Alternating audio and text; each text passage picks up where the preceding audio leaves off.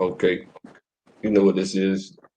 Disclaim your inheritance, and we hear some special guests from the special group, Reparations for African Americans and Autochthonous. So that's our goal, is to cause reparations in America. I don't care who gets it done, as long as it gets done. You feel me? So I'm gonna be asking these special guests 11 questions, and we're going to uh, see how reparations impacts just normal everyday people's lives. Right after this praise and worship.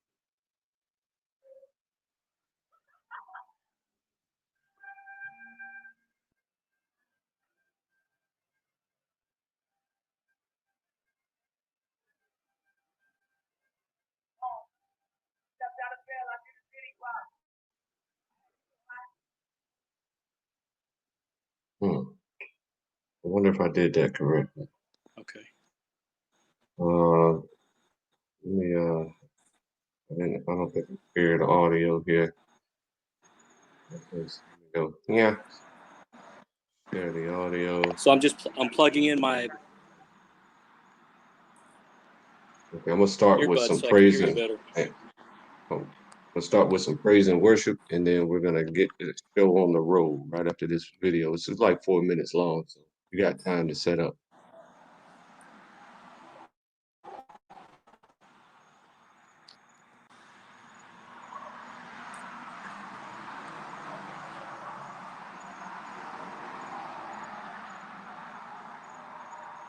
Mute your mic. Can you still hear me? There we go. Yeah, I can hear you. That's very much clearly. better. Yeah. Nice. Just mute your mic. A little background noise. I'm about to start with some praise and worship, and then we're gonna do the show on the road. I'm sorry. Give me your first name again. DABAR. DABAR. The bar. DABAR. D is in dog. A. Yeah. Okay. Did I say it right? Yeah. Absolutely. Okay. So just mute your mic while the praise and worship is going on, and then once it ends, you can unmute. Oh, praise and worship. I like it. Mm-hmm. You want me to mute my mic? Yeah.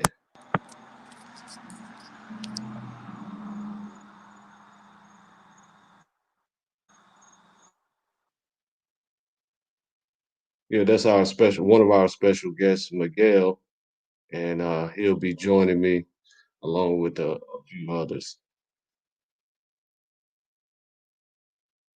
If they can make it in, they couldn't. It seemed like it wouldn't let them onto the StreamYard, so I mean it wouldn't let them onto the Zoom, so I started up a StreamYard. Lane. It wouldn't let them onto the StreamYard, so how'd that go? I'll make sure I got my sound right.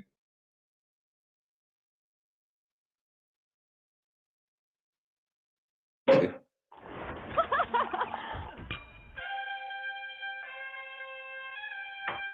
Zoom.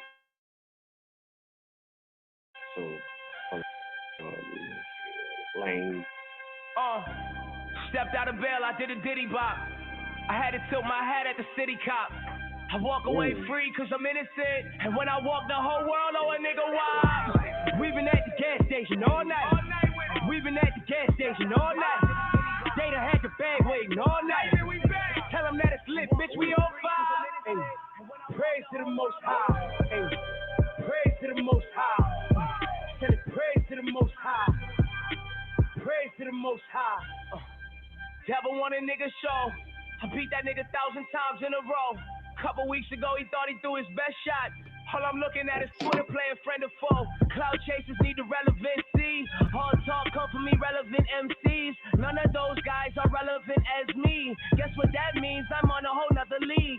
Wait, don't stop, let's tell another story. What the fuck happened to rap? This isn't for me. Never did I ever think I would see the day. Rap niggas telling the cops to come for me. They try to turn me to a cold felon. All they help me do is get some more millions. in Miami on the shore chillin'. I got a whole new chick, mean. We on the island and she fuck me like she off a beam. I'm out in Jersey and I'm ballin' like I'm off the team. I bought a 4, it's a Birkin or it's Celine. Stepped out of bail, I did a diddy bop. I had to tilt my hat at the city cops. I walk away free cause I'm innocent. And when I walk the whole world, oh a nigga wild. We been at the gas station all night. We been at the gas station all night. They done had the bag waiting all night. Tell them that it's lit, bitch, we on fire. Hey, praise to the most high. Hey, praise to the most high. Send it praise to the most high.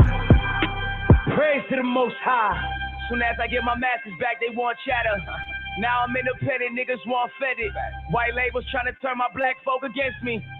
Been selling weed, that nigga don't offend me. Tell my trappers get blooming bags ready. We finna fill them bitches up with Mad Reggie. Take them to the block, sell them at exclusive price. And if they ask why it's trash, least the bag heavy. Devil want a nigga soul. I beat that nigga 1,000 times in a row. Balling on a demon like a pick and roll. She ugly, then I gotta hit her with the wall. Still up in this bitch going hard, nigga. Running through these bitches like a yard, nigga. I'm watching Complex for the talks, nigga. Cause it's an everyday struggle, fuck more, nigga. I got love for them till they count me out.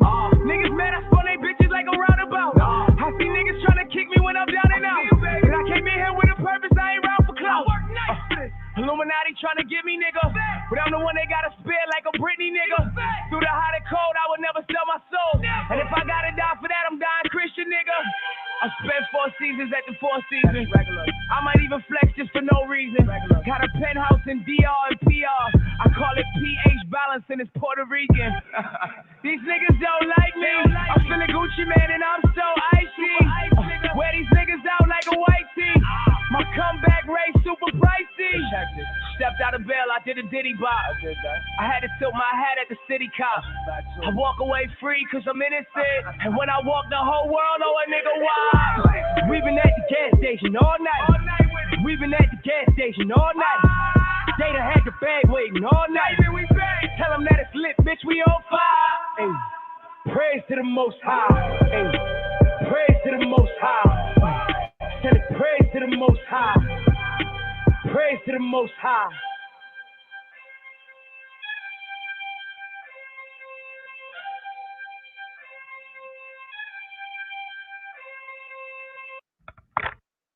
So that's a fact.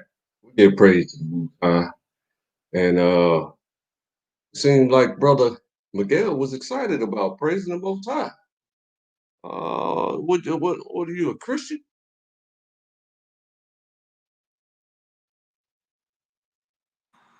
Oh, here we go. Can you hear me?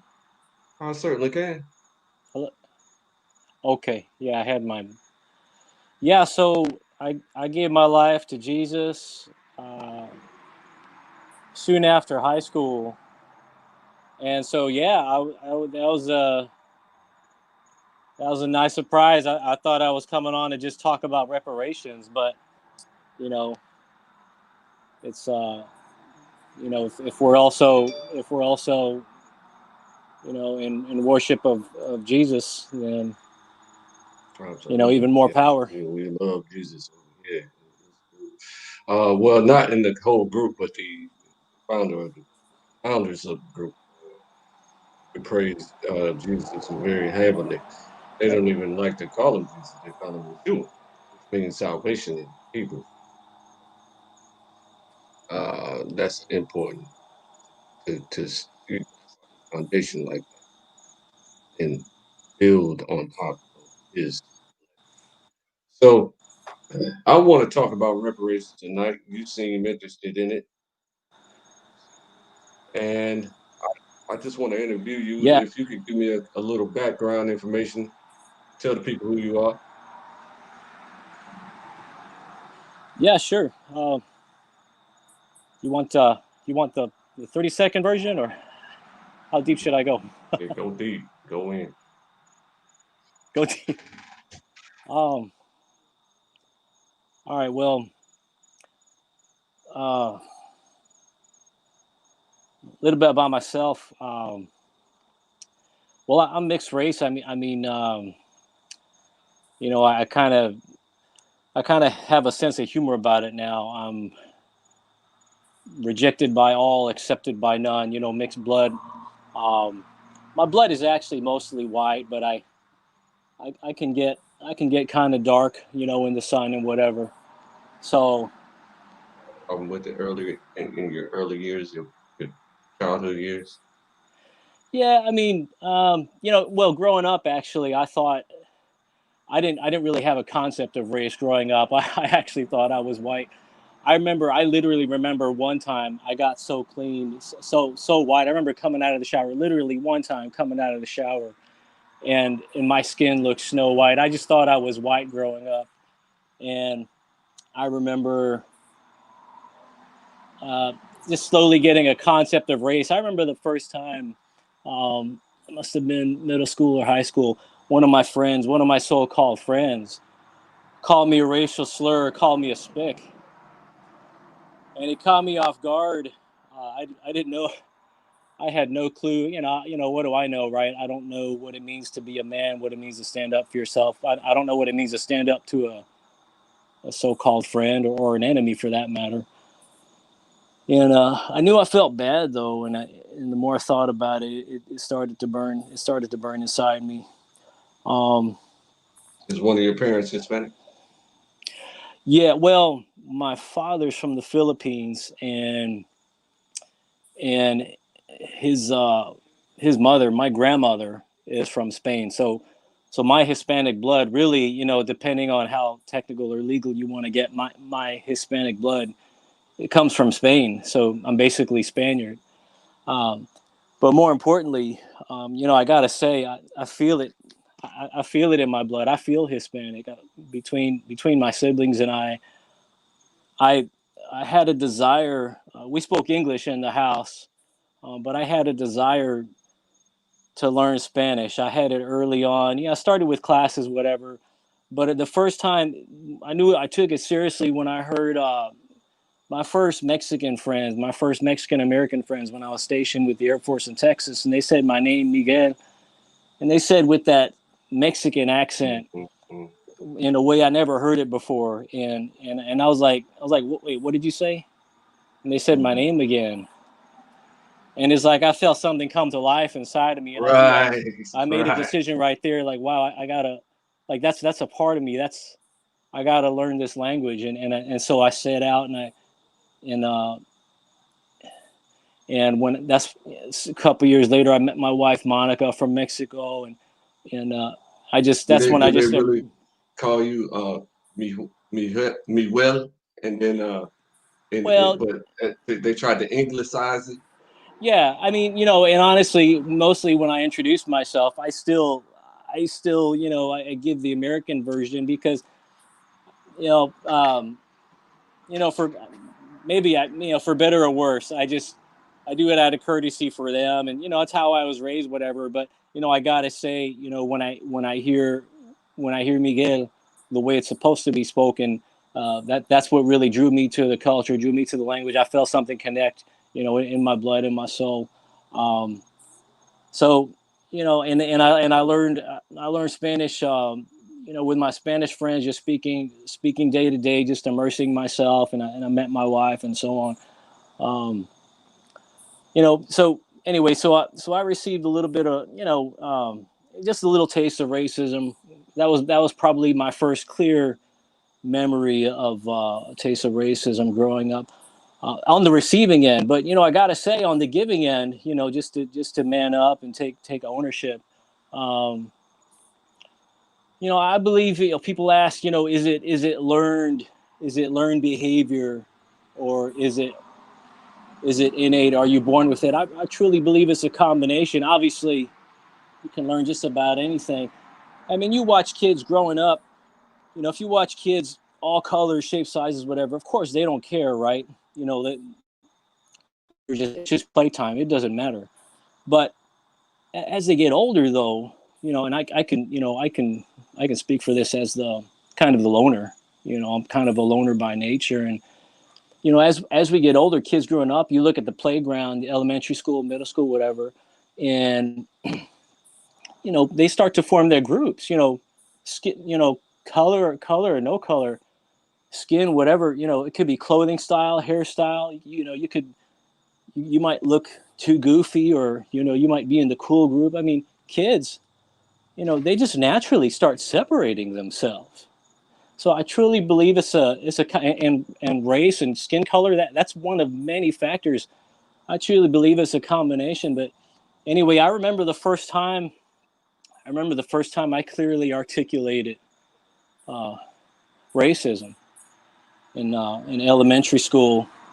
I had my first black principal in 5th grade, and I remember I came after my first day of school. I came back to my siblings. They asked, "Hey, how's school?"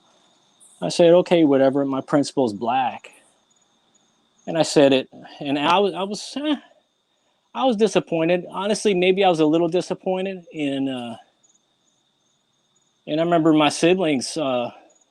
They didn't appreciate that. They were disappointed in me. I remember their reaction, and I'm glad they expressed themselves, because that's when I knew. That was the first time I knew I crossed the line. And I didn't deal with it. I mean, what do I know? I'm just a 5th grader or whatever. I didn't really deal with What's it your age now? at the time. Right now I'm in my 40s. I'm in my 40s now, and so That was one of your foundational lessons across the line. well, it's a clear memory I have. It's a memory I have growing up, and I didn't deal with it. I had an example from my father. It wasn't a very great example in that regard. He was a great example in other ways, but not so much with regards to race relations. And I didn't deal with it. I just stuffed it away. I was like, okay, well, if I want to be accepted by my siblings, I better not say that again. But I didn't deal with the dirt inside my heart.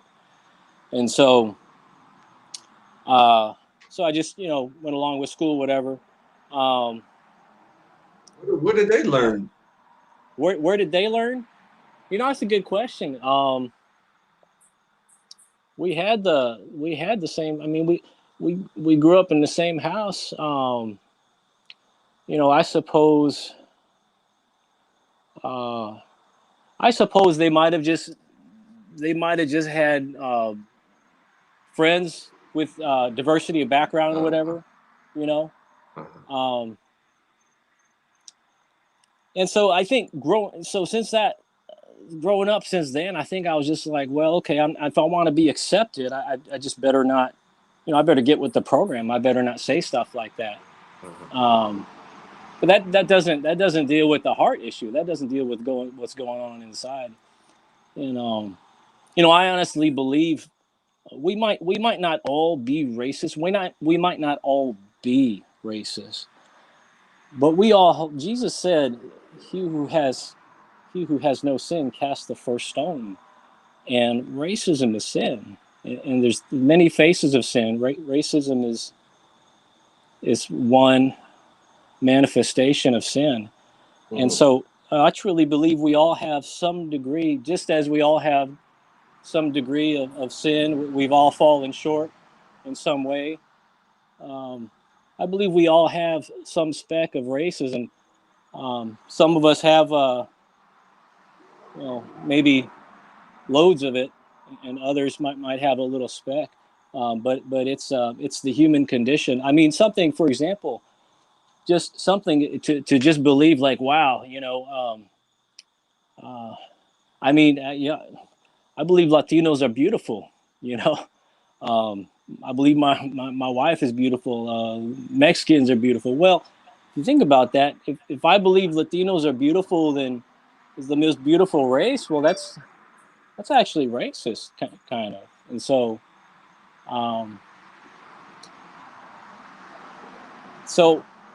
Can I offer you some solace there? Yeah, go ahead. Okay, because my worldview is that racism is the most mature mentality to have, right? And the problem that people do is that they oppress other people. Yeah. You understand? I think it's very important to have an affinity towards your race and to build your race up as strong as it can be without harming other races. Yeah, absolutely. Right. Yeah, and I don't struggle with. I appreciate that, and I agree with you 100%. I see that distinction, and that's where I was going next. Is the difference is, do I recognize my human nature, and do I keep it in check, or do I embrace it? Do I embrace it? Do I lift it up, or even worse, like you said, at the expense of other people? And so I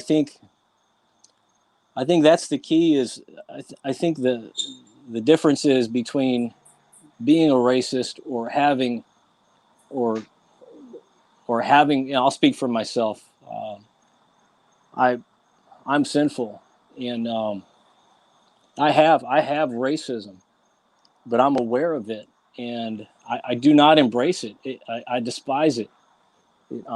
I cringe, and so You get into that mindset, yeah, you get cringy. yeah, and so um, I think so. Let me I'll fast forward a little bit into my 20s now. So that's a little bit of my childhood. Um, Going into my 20s,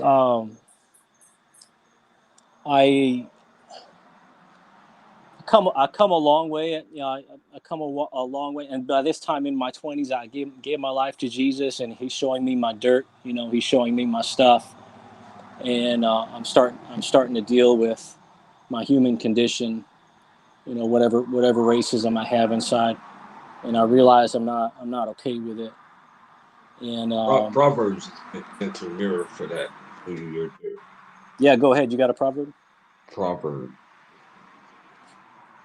I mean, this the entire book of Proverbs that really woke me up. Like I'm all of these ratchet things. You know what I'm Yeah, saying?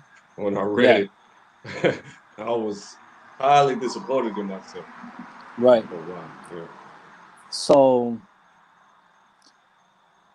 yeah, in my 20s, that's when I started to struggle with my heart, and Jesus, he started to change me. Still a work in progress, of course. And now I'm at a point. Now in my going through my 30s, now in my 40s, man, I'm at a point I can talk about this. I probably couldn't even talk like this in my 30s. Now in my 40s, I'm so confident of who Jesus is, and um, I'm confident. I don't have to prove myself to anybody else. I don't have to try to be somebody to anybody else. Um, you know, I know. Let me tell you this. Recently, especially 2020. Wow, what a crazy year. Um, Even before, it seems like reparations is coming up more in the news. I mean, I found you through Facebook, so of course we get on, and we find what we want to find. But it seems like reparations now, they're talking more about it in the news. But it's weird, the timing. Just before I started hearing it on the news, it's like I think I heard. I don't know. I think I heard I watched a Netflix documentary. I saw it somewhere. I heard it somewhere, and I was like, "Wow, reparations. What is it?" And I started to read up on it, and it felt so right. It felt so right. It felt like, wow, we need to do this. Mm. I mean, this is so consistent with my faith that make it right. Confront it, deal with it, and we don't have to. Here's my view on it. We don't have to do reparations. We get to we get to participate, and it's a privilege. We're still alive. You have breath, I have breath. We get to do this. This is an amazing time. I wonder 100 years from now, what are they going to be saying about us? Are we going to be having the same just the same old, conversations or arguments or riots or protests, or are we gonna take this moment? And it's an amazing time. I mean, it's like I came to this realization, and then I started hearing it everywhere: reparations, and then literally, it's not every night, but once in a while, I can't sleep. I have reparations heavy on my heart, and I hear the stories, and every once in a while, I'll check out the documentaries, whatever, the Black Lives Matter series. And recently, I saw that kid that they left on Rikers Island. I'm sorry, I'm forgetting his name.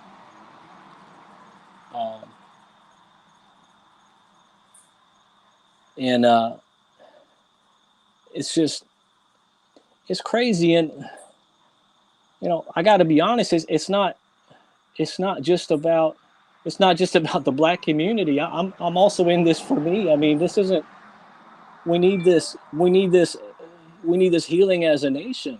This is part of our healing process. We need this. Wow. And once how about the economic argument? This also makes economic sense. If we lift up our most vulnerable, if we lift up our most oppressed, the Black community, most oppressed. And here's the thing, in 2013, after I've got a bachelor's, you asked me to talk about myself. Well, I'll try to make it relative.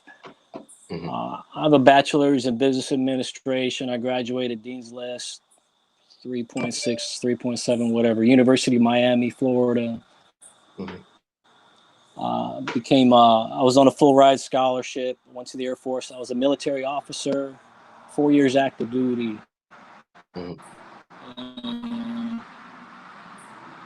After that, I worked several years in the public sector. I promoted well. I was out on the West Coast, California, earning more than $100,000 a year in the working white collar in the office, public safety. And I promoted well for several years. Well, ultimately, I promoted maybe a little too high. I just didn't mix. I don't want to necessarily make this a racist issue. What's that? You didn't mix with the brass. Right, the brass. And I'll be honest with you, there may very well be some race involved there, but I'll just leave that alone for our purposes. I want to talk about the impact, because I know I have to deal with my communication skills. I know I can be too honest or too cold or too whatever. And so to a point that I was threatened with, and I was an employee at that time with 4 kids and with discharge. So it laid out for me as we could part on civilized terms with some kind of with a most basic separation deal, or just a cold discharge. And so anyway, that started a process of, without going too deep into that, my life really took a turning point at that point. And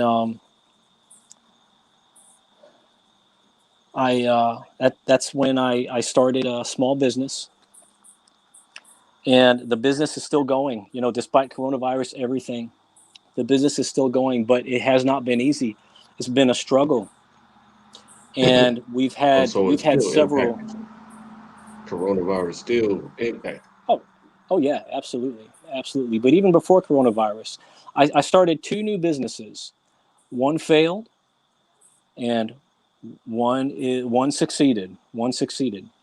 However, the weight of the failed small business, that debt, was a tremendous weight on me. And here's where I'm going with this. I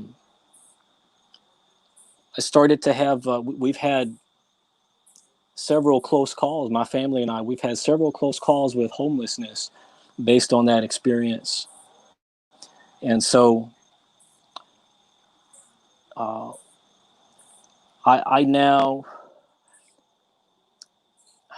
I know the pain, I know the bitter pain that cuts deep to the bone when you cannot tell your kids, you don't know if it's going to be okay. You can't, I mean, I'm not a very good liar, especially to my kids. So for a long time, I wasn't, what's that? You and me both.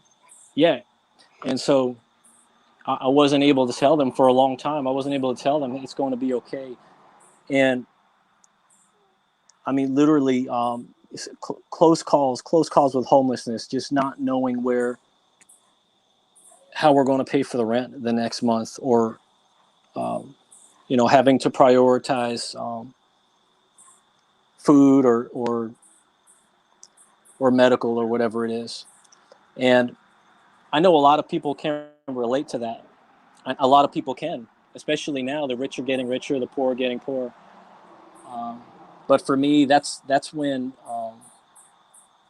I have to say, for me, that's when suffering became real.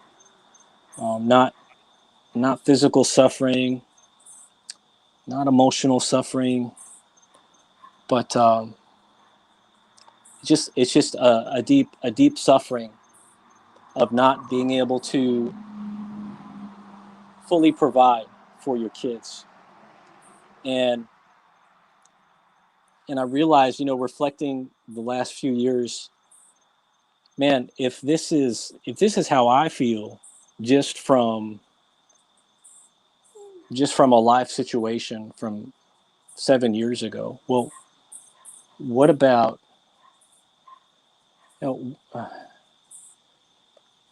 what about the Black community? What about their life situation from when slavery started 400 years ago, or or when we have this so-called abolition? Like, yeah, okay, you're free. Yeah, right. Free to do what? Or, the so-called Reconstruction, or the so-called Civil Rights Act. Why do we even need a Civil Rights Act? Shouldn't we already have those? Or,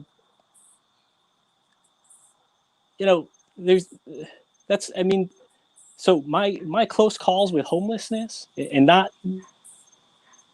and being made very intimately aware that I'm not sufficient. I don't have all that it takes all the time. I need help sometimes. I'm broken and weak.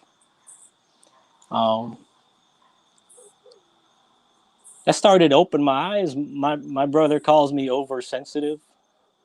Well, maybe I'm just right. Maybe I'm made exactly the way God made me to be, man, because I'm feeling everything now.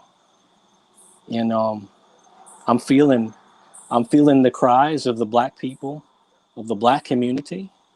I feel that.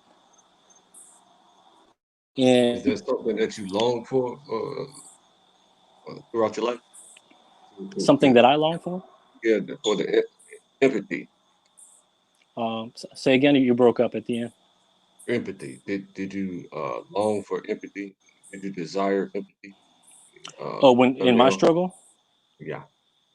um, yeah, maybe a little bit. Honestly, I would probably want some of that if we were still in the same situation. I cashed out because I promoted well. I cashed out my retirement. With that retirement, we got some land out here in Texas. But now I need to find a new retirement. Um, but at least we have options. Too many Black men don't have great Right. options. They don't Right. have great. Right. They don't get to decide, hey, what I should can they I do with can their retirement? I can talk about that all day long. Yeah, I know you can. I know you can. Yes, And sir. so, man, I'm feeling this. You know, this is, and it's like I'm not ashamed. Like I remember my 20s, 30s, or even now, man. There's a lot of people tiptoeing around, you know, not wanting to offend. Man, I got to speak my heart. Man, I feel this, and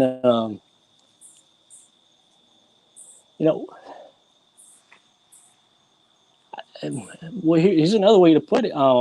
If we don't do this, this country, man, we're on a crash course. We're on a crash course to implosion, self destruction.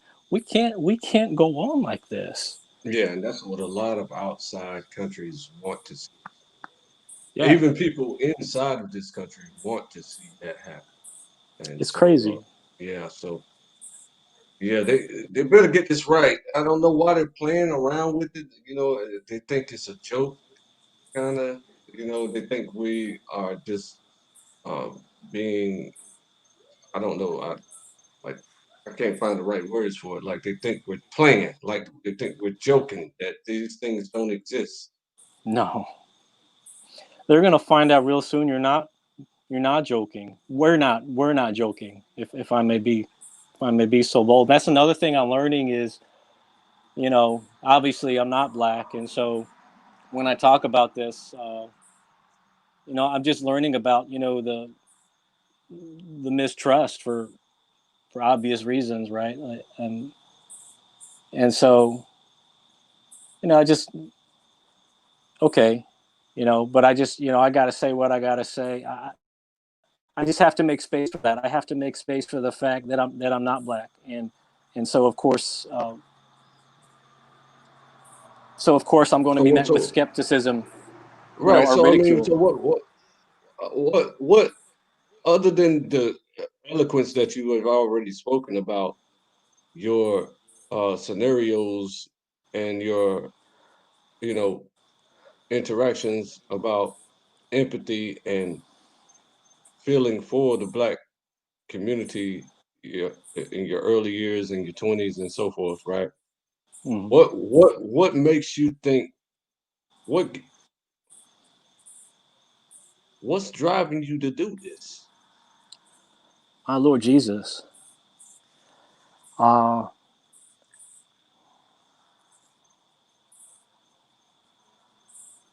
yeah, I love you because he loved me first. He loved me first. Because I know I'm a dirtbag. I mean, I know you know, I'm just a broken mess. Hmm. So yeah, Um, that helps you to realize the type of love that he has for you. oh yeah, You should have that same love for others. oh yeah, absolutely. Um, but you know, I'll even make an economic argument. You know, I'm trying to see this from all sides. Economically, you know, even if nothing else, because I'm trying to think. You know, we have to package this for everybody. We can't just barely get half the country on board, and we're not there yet. We can't just barely get half the country on board. What do you get when you have half the country on board? You have a divided country. You have watered down reparations. You have weak reparations. You have 1 year reparations, 10 year reparations. No. I'm looking at we need a plan. We need a program. We need a plan. We need strategy, and we need the hearts and minds of the American people. If we want something real and long term, we need to be looking for like 2/3. And here's the thing: there's a coalition. The hearts and minds are there. We need to organize. If you look at what happened to Bernie Sanders, a lot of Bernie supporters would get on board. The black community would get on board. And here's the thing: from the conservative side, the poor are getting poorer. I know. I've got a story about that. The poor are getting poorer. So there's your coalition right there. You have the, you know, if you put those three groups together right there, boom, that's at least 60%, 2/3 of the nation. Mm, You mm, know, mm, right now we're so divided. I mean, we just need the right coordination. You know, it can be done. It mm. could absolutely be done. Well, I seem to know the true issue is that most people don't realize that. Let me rephrase this. Most people realize that no country in the earth can repay restitution and reparations, right? So they become afraid of the process. So the majority of the people need to find out that about the richest bank in the earth. The richest bank in the earth is dedicated to poor.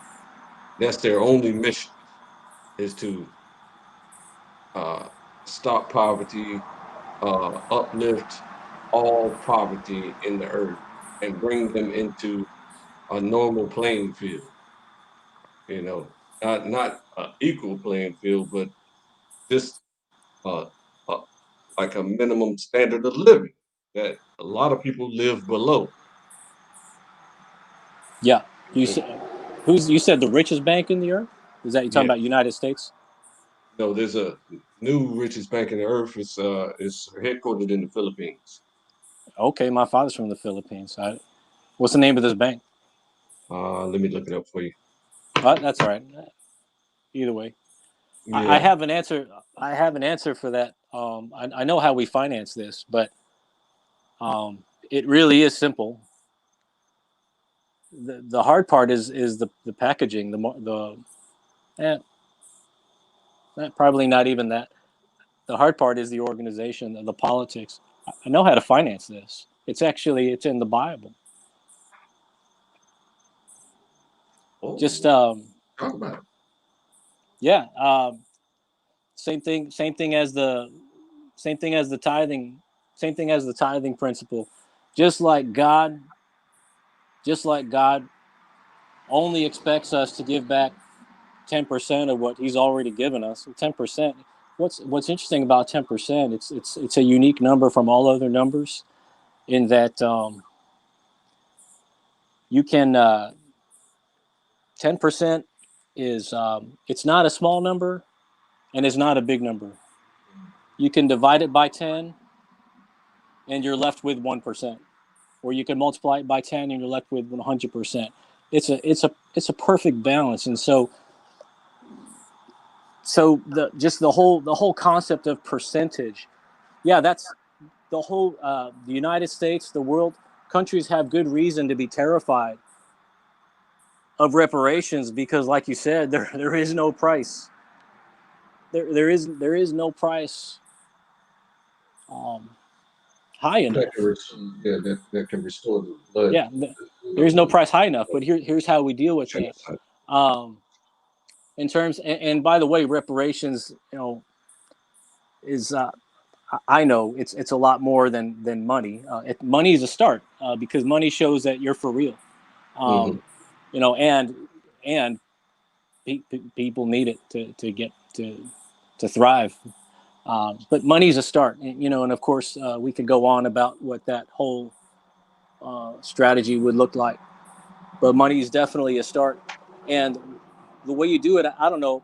We could call it something. I'm going to call it for now. I'll just call it the prosperity principle, but it's in accordance with our prosperity. So going back to the Bible, just like you have that 10% tithing principle, based on the prosperity of the country, the United States, whether that's probably not GDP, it'd probably be something more like average household income, whatever. You figure out the standard, and it's a prosperity principle based on the prosperity of the country or the average household, whatever makes sense. It's a percentage of that prosperity, a percentage. It could, it could simply come down. It could simply come down to a tax, because tax in essence is a percentage. But the problem with the tax code is it's still too complicated, and there's traps and special interests and all that. So it would probably mean cleaning up the tax code. But in essence, it's a prosperity principle based on prosperity of the nation, based on the prosperity of the average household. And a significant percentage of that prosperity needs to be going right back to the Black community. And I tell you what, when I mean, personally, I'll tell you, I got at least $1,000 myself right now. I just got to figure out, where does it go first? And I tell you what, when I let go of that first $1,000 for reparations, I'm not done. I'm just getting started, and I don't have to. I get to. That's a seed. Man, it's more. It's more than a seed. You have an advanced understanding of these of that technique because Right. of your faith. So Right. now the majority of the country don't share our faith. Sure. So we've been warned that if we demand one penny from average citizens in the white nationalist community, that they'll just randomly kill every Black person they see. Yeah, I'm sure they will. They're crazy like that. Right. So we don't. We think that bank being the wealthiest bank on the planet, right? I mean, it has all the world's GDPs combined is less than 1% of that bank's wealth in the Philippines. So it's just very simple for them to do. They don't have a issue with it. It's only thing they want to see is a proper structure, proper presentation of what the world is going on here. Okay, proper structure and proper presentation of oneself. So if we say America is that proper presentation, then we need to show America how to present to that bank properly. And if you're have an economic background, you may be integral in that presentation. So what's the name of this bank? Let me look it up for you. Okay. Lance, give them a background of yourself, and then I'm gonna get into questions later on in this discussion. 11 questions about reparations. For you, real quick. Okay, I'm good, brother. I'm just here to listen, man. I'm always interested in hearing the perspective of reparations. I got some ideas myself. I think that it's a good talk.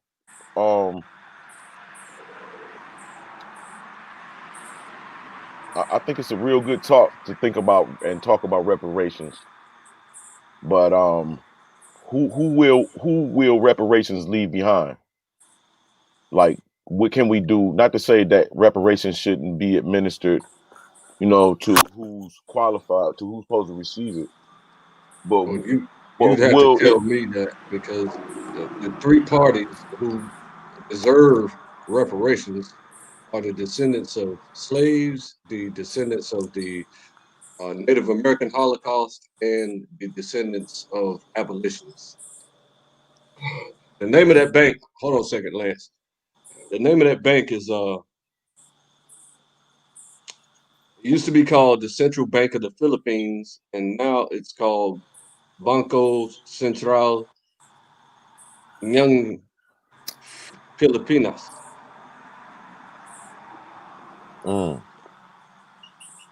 That's the name of that bank.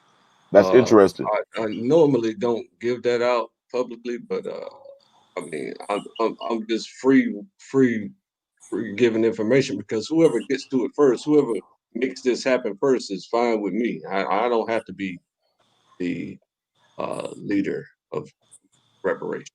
I just want the information to get into the atmosphere, and that's how it became a worldwide conversation. I like to take partial credit for that, like 0.0001% credit for that. I've been talking Hold on. about So you're this saying? since 2012. Go ahead. So you're saying this? I mean, I'm missing the point of this bank. So I mean, they're not donating money, right? The bank is not donating, right? They call it investing.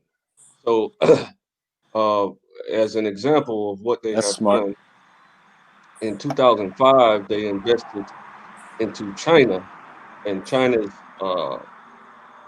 economy is outrageously incredible now, and it's so great that it's nearly threatening every other economy, and they're demanding things with their wicked ways. You know, they're demanding things that should not be demanded. So what is this bank's They interest? recently won a seat on the council, on some council with the United Nations. What's the bank's what? Interest. Like it's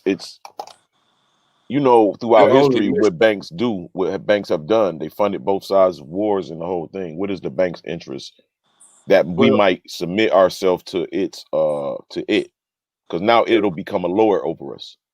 Right. well, their public uh, interest is getting rid of poverty. So that was the mission of the old World Bank in 1939 or 48 or whenever it was created. And they said they were going to get rid of poverty, and they devised plans and implemented those plans to get rid of the poor and to genocide the poor. That was their I secret don't plan. know. Yeah, Their I'm just trying to published figure out plan the bank. was to get rid of poverty. What's that bank called again? So we can just research the people that owns the bank, and then maybe we can pinpoint an interest by looking at what they've done in history. The collective connects of them. So it sounds like a great idea. I'd be interested in looking more into it. But just to know the history of the actual owners of the bank and how they came about would be very beneficial to those who wants to be involved. Okay.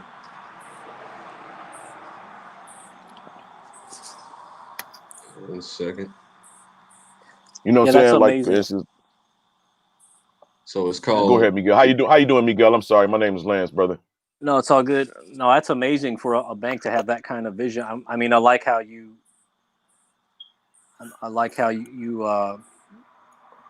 know, they see it as an investment, not a donation. That's exactly what it is.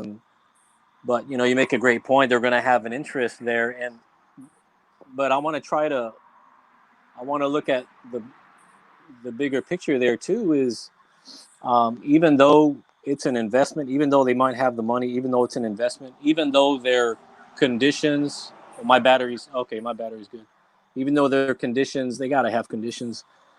Even though their conditions might be reasonable, um, for reparations to be real, they gotta come from the American people. From the people who fucked up.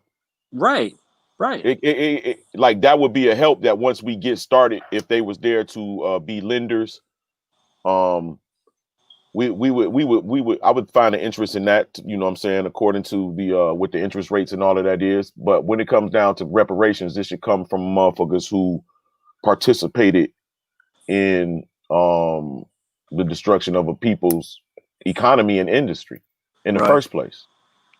right. okay. The name of the bank is the Central Bank of the Philippines. Central Bank of the Philippines. I'm glad you mentioned the Native Americans because just because it's right. I don't know. I mean, I don't know how many there are left, but whoever's left, they're just a remnant of what they used to be, and then there's what about their soul, their culture, they're just a remnant of what they used to be. So I think we would include Native Americans, not necessarily because we need to, but because it's the right thing to do. As part of reparations, and I would even consider, in terms of from a morality standpoint, but also from a strategic standpoint, take a good look at the Mexican Americans. Supposedly California was sold, right? Yeah, I don't know, maybe. Maybe that was a for sale. I don't know. But what about the Mexican Americans? What about the Mexican homeowners in Texas? 1 year they have a piece of land and everything's all right with their family, and the next year they're told to leave. Or however that went down. that could be a huge, in terms of reparations, that could be a huge strategic alliance, including Native Americans because it's right, and including Mexican Americans also because of their numbers. Mm. And I think that's one of my frustrations is there's a lot of passion. There's a lot of passion in the Black community, and that's great. But we need to unite. I mean,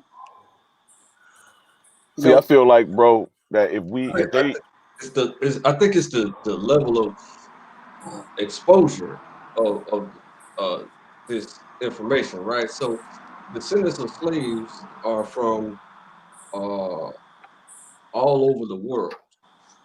So we're focusing on the ones who live in America. So that would include who people call Mexicans today, because before they were called Mexicans, they were enslaved by the conquistador.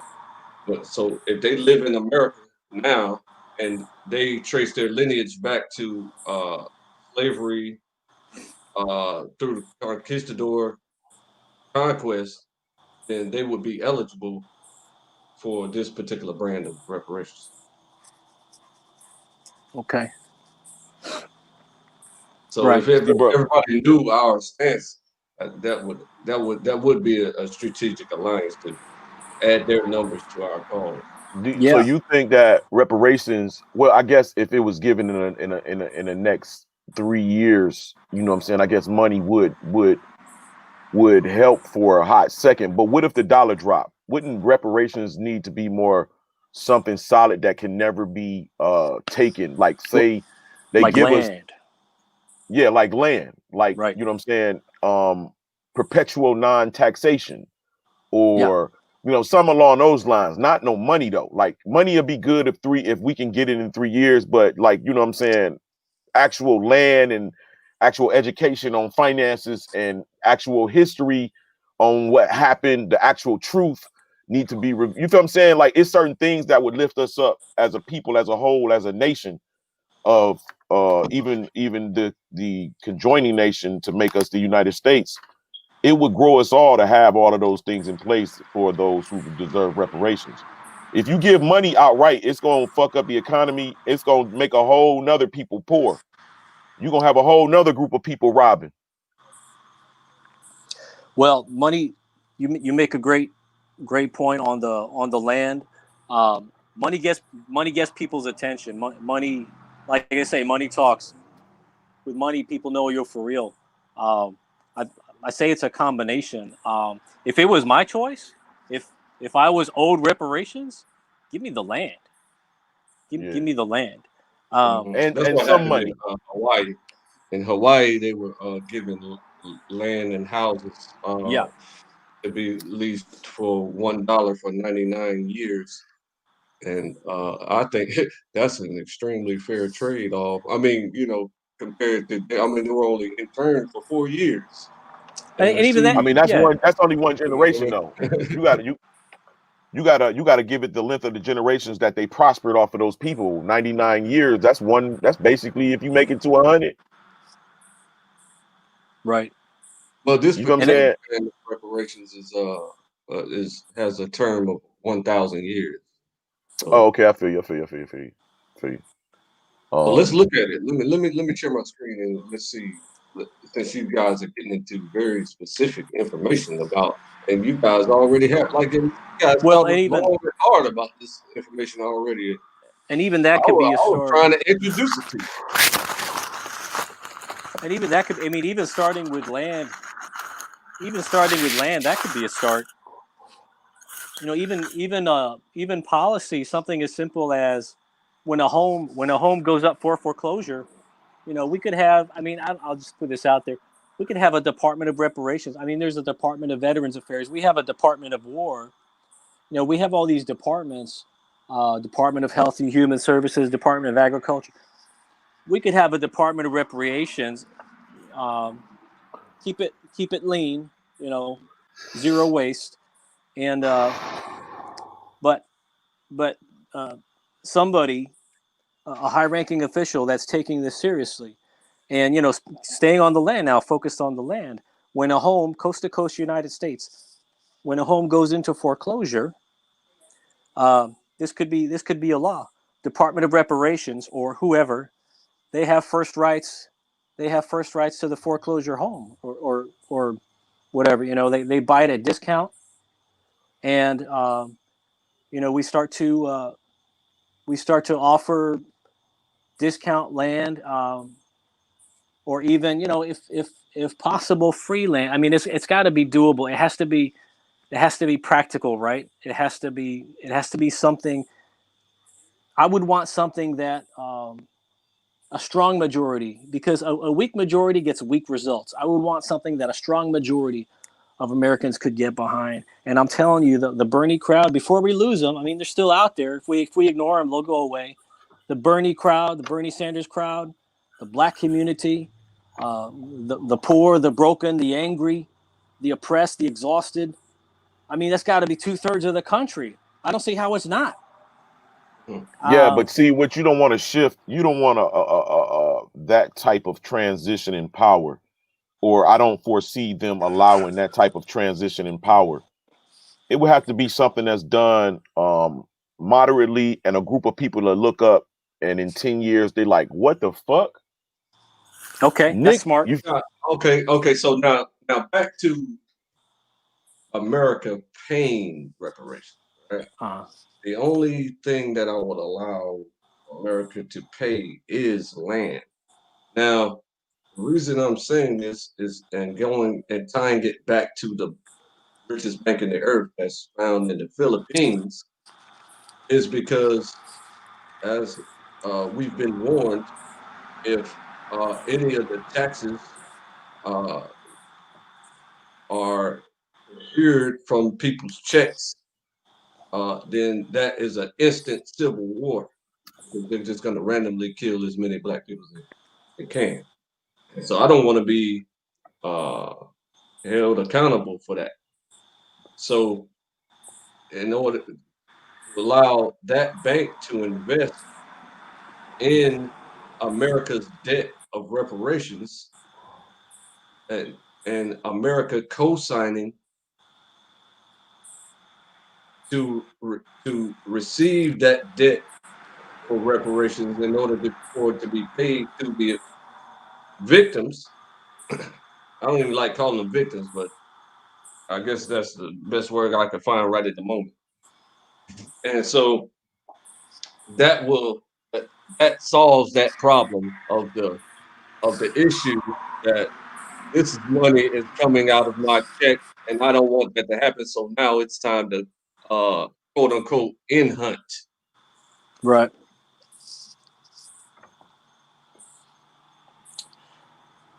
Well, if reparations are given, it would probably behoove us to have a centralized bank. Absolutely. That's what. And the bank should have sense enough to convert the dollars into some type of cryptocurrency or something that's going to be able to sustain us for the future. Because like I said, the dollar's going to, if they give us all this money, it immediately will collapse. I mean, but I see it'll collapse, but it will actually go right back up. If we're not educated, it'll go right back up, and we'll be right back in our position in less than 3 years. Well, they warned about hyperinflation with the COVID crisis, and they've given $9 trillion. I seen motherfucking motorcycles. Hasn't even happened at all. Haven't even begun yet. Right, but when we got that money from the COVID, bro, it's just a trigger word, and it's a lever in the banking industry that they can use in order to hijack countries. So this new bank doesn't use those levers to take control of militaries and countries. Oh, that's the techniques of the old World Bank. They tried to genocide before, and they wanted to have full control over all countries in the earth, and they used the dollar to do that. And so they would pull the levers and then cause hyperinflation purposely. But they're all being arrested and killed and stuff now under our nose. Yeah, that's crazy. I see some shit like that. But what I'm saying is this: when we got that money from the unemployment office, bro, niggas didn't go buy houses and shit. They went and bought motherfucking motorcycles and Xboxes and see, the economy shot right back up with the money that they put out there. We just gave it right back. Mm-hmm. So what I'm saying is, if they give money, we don't want the money like that. We would rather take land and education and some type of siphon. Why are you speaking for everyone in America? I'm saying what I opened up is it would behoove us to not seek dollars that will actually burn away and not have any value. Well, brother, we've been screaming, cut the check since 2015, and that's what's gonna happen. That's not gonna end. So you might as well get that out of your mind. Well, no, I'm not saying fellas, that we're not going to get it. 10% if I lose you. My battery is down to 10% of battery. If I lose you. Oh yeah, go charge up. You're welcome. Just tap it, go back in the group and tap the and come back in. Charge up. We don't want you to you don't want to be all the way too low to where you can't get back on. It's going to charge faster if it got 10%. Yeah, that's a fact. Yeah, so what I'm telling you, Lance, bro, is that we've been screaming cut the check for since 2015. So in 2000, even before, it was 2015. So you just eliminate that from your brain because the money is going to be asked for and received. So now let's talk about what we're talking about here. And the list goes like this, right? So you guys are already advanced. I was just going to ask you basic questions, but you guys have such a strong grasp on this information that I could just go straight into the plan, right? So this is the particular brand of reparations that uses the wealthiest bank in the world in order to fund reparations purposely to solve the problem of the threats that we receive from the white nationalists who say that they're just going to cause a civil war if they see a reparations tax in their check. So that's a real serious threat that will happen. So we solved that by utilizing the wealthiest bank in the planet. But we're still lobbying them, and they haven't returned any of our messages because we're not loud enough to even speak to them on that level. So we need the co-signing of America, actually powerhouse country, to tell them to make this happen. You understand? So we have to lobby America to make this happen, and this will save them a ton of everything, and it will cause an incredible mental healing. And we think that mental healing causes a favor, or what we call in the biblical world a form of favor, because you've done right by people. So it's a favor that happens. I mean, it might. I'd have to read up on it myself. I'm not in terms of getting an outside bank involved. That might make complete financial sense. I don't know. I'd have to read up on it myself. My first impression is it doesn't. Financially, it might be reparations. I mean, ultimately, the black community will be the judge, right? But I got to say, as an outsider, as a non-black person, it doesn't feel like reparations. Getting a foreign bank. Yeah, I feel. Yeah, a foreign bank inside. I do see. And you know what else I would look at? I would look at the Philippines community. Don't you hear me responding to the brother? Go ahead.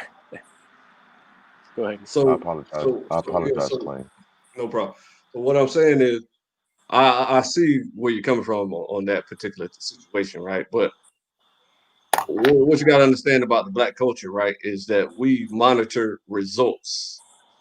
So a result is all we need to see. It doesn't matter. We don't get. We listen. This is something in our community. We say you better go get it any kind of way. Get it how you live. So that means that I don't care how you get the money you owe me. You owe me $10 and you can't afford it. You better go do something. You better go shoot your grandma in the face and get that $10 from her, and then you better bring it back to me right now.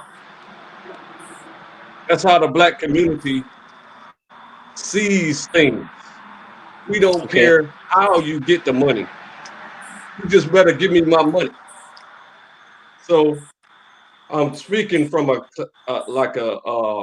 very vulgar gangster perspective, because that's literally how Black people think of things. I hear you. Well, and it's that's a smart way to think. Judge by actions. Mm-hmm. Go ahead, Lance. No, I just was saying that you know, to involve ourselves and seeing so many things happen um with the minority community, I think that if we was to assess this bank, we should look at how it interacts with its community and see where the Philippines are on their way of life and how are they dealing with the poverty in their area. These type of interests, man, in these other countries, bro, don't do nothing many times, just re-enslave us with a different package. Right. I would really look at how the Philippines community So, is, where this okay, have you bank's looked it supposed to up be. yet? I No, I'm gave you the just, name of the bank. yeah, but looking on the surface is not the Well, ain't no same as use of seeing where it guessing. came I'm from. just saying, I'm there's just no use asking. of guessing about it. There's no use of guessing to say that maybe they're gonna re-enslave us. According to my knowledge and how I view things, our enslavement of 2,800 years is officially over as of August 2019. Gone, over with. It's never happened again. So I'm not what saying you that, should do brother. I'm is saying what you should do is look up and this information that you're trying to establish instead of guessing. Don't guess and say that maybe they're going to enslave us again. Look it no, I'm up. not guessing. That's Understand it. not what I was going. I was No, saying, you know, I hear the point you're making. That it could be a different kind of bondage, a different kind of slavery, depending on what the conditions. You know, they're most certainly not just giving money away, so they're going to expect some kind of a return. Yeah, And I so know that. we would have to cautiously approach that with that's a all full I'm saying, man. understanding. Yeah. And Yeah, then look at where they at. Look at where they shitting. yeah. How do they keep their toilet That's clean? why I asked you politely a number of times to look up the bank and look up the locals and see how they're treating the locals and how they're dealing with poverty in their own community in the Philippines, bro. Instead, don't repeat. I don't like repetition. No, it was just a line of thinking of how I would approach it, not actually asking a question. Okay. So since you guys are so advanced, I'm going straight into just the demands instead of the basic questions that I was going to ask you to. Go So for it. the first one is a total of 48 refuge cities, 172,000 acres per city, per state, landlocked state, and that is a total of 8,256,000 acres, which is the size of a small county in each state. And it is akin to the 6,500,000 acres of land that was stolen from the sharecroppers. Okay, so the black sharecroppers had 6.5 million acres of land where they farmed, and every square inch of it was stolen. So we think that's a fair trade, and we are.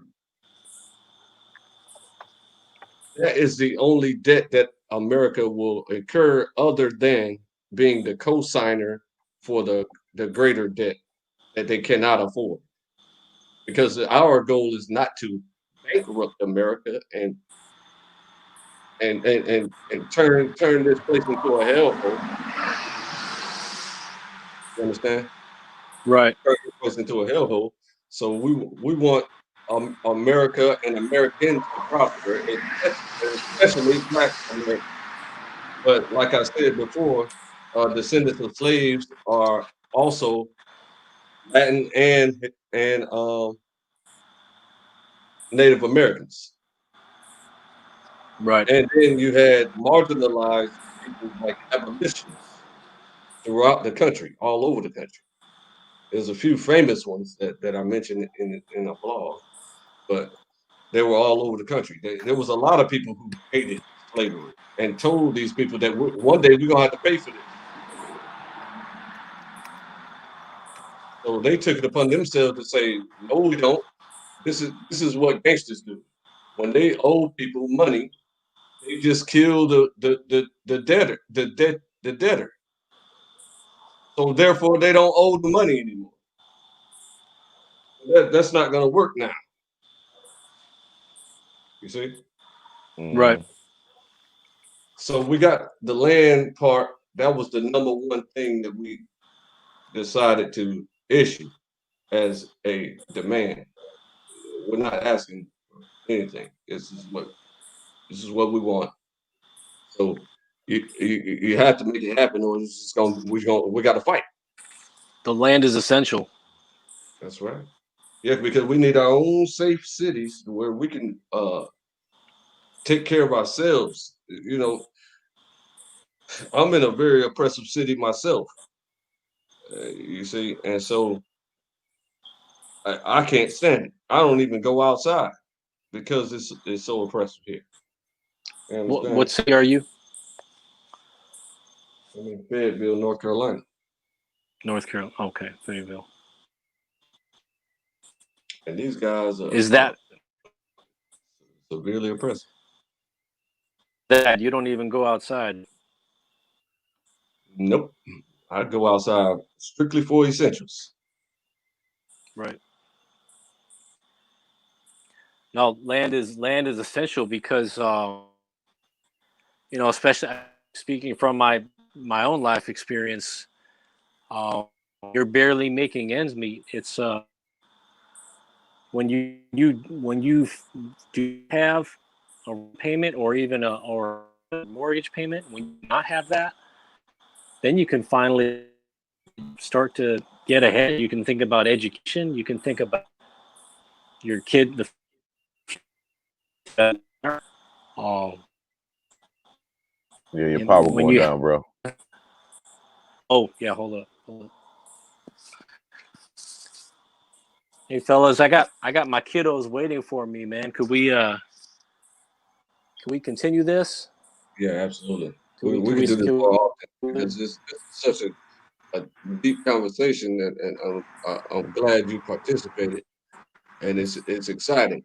So I'll do this more often, and I'll just post conversations in the group more often. You'll see it. Sounds good. Well, I you invited me in and you give me it again. DABAR. The bar. Mm-hmm. Okay, and Lance. Yes, sir. Okay.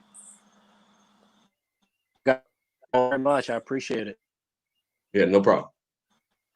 Okay. Have a good evening, sir. Nice to have you. So the second in our list of demands, Mr. Lance, is exactly what you said, something more precious than money. So it's $6.2 quadrillion. And that the only reason we ask for that much is because the cities the cities came together and decided that it should be that much. The American cities, the mayors. And so the leader of the mayors announced that back in the beginning of October, the end of September, somewhere around there. Mm-hmm. And so we updated the demands from 1.28 quadrillion to 6.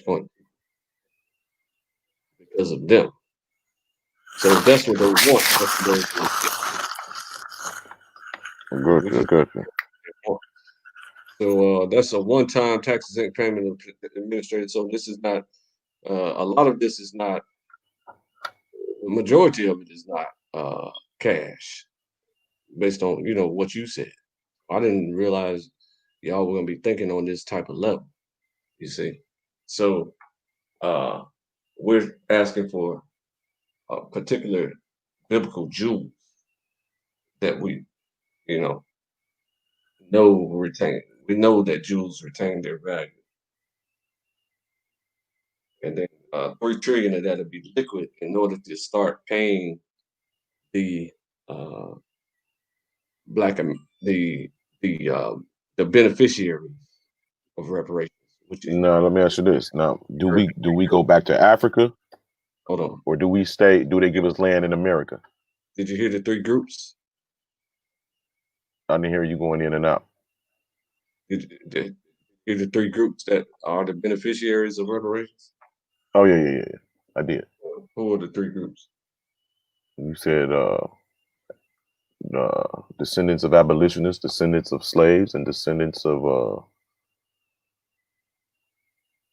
one more. Americans, American, yeah. Native Americans. Native Americans. Yeah. So as far as going back to Africa, this plan does not have that contingency.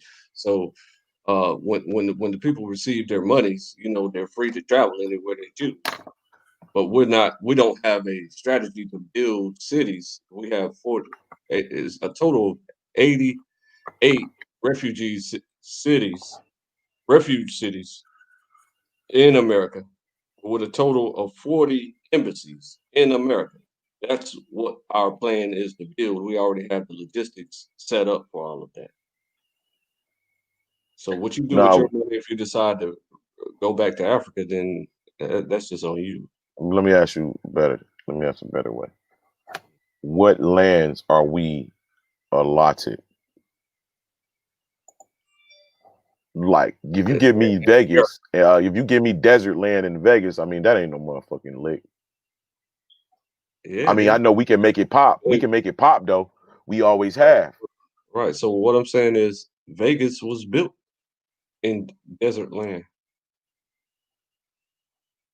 Did you know that? Yeah, but I'm saying in order to get why you water to saying that area, because in order to get the resources to that area, other people around you have to agree.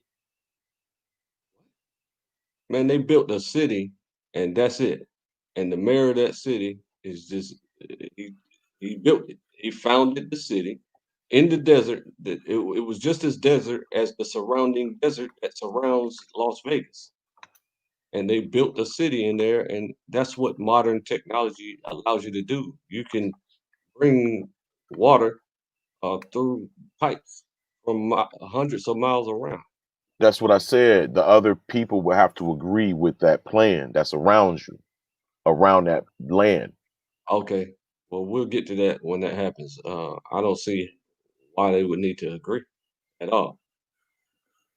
But It says water entering Las Vegas Valley travels from a 4-mile tunnel that runs through a river mountain before entering one of the many pumping stations in Las Vegas Valley. okay, so who agreed with that? I mean, United States, they took in on all of that shit before, so they can actually make those type of moves. It's just like Monopoly. You know what I'm saying?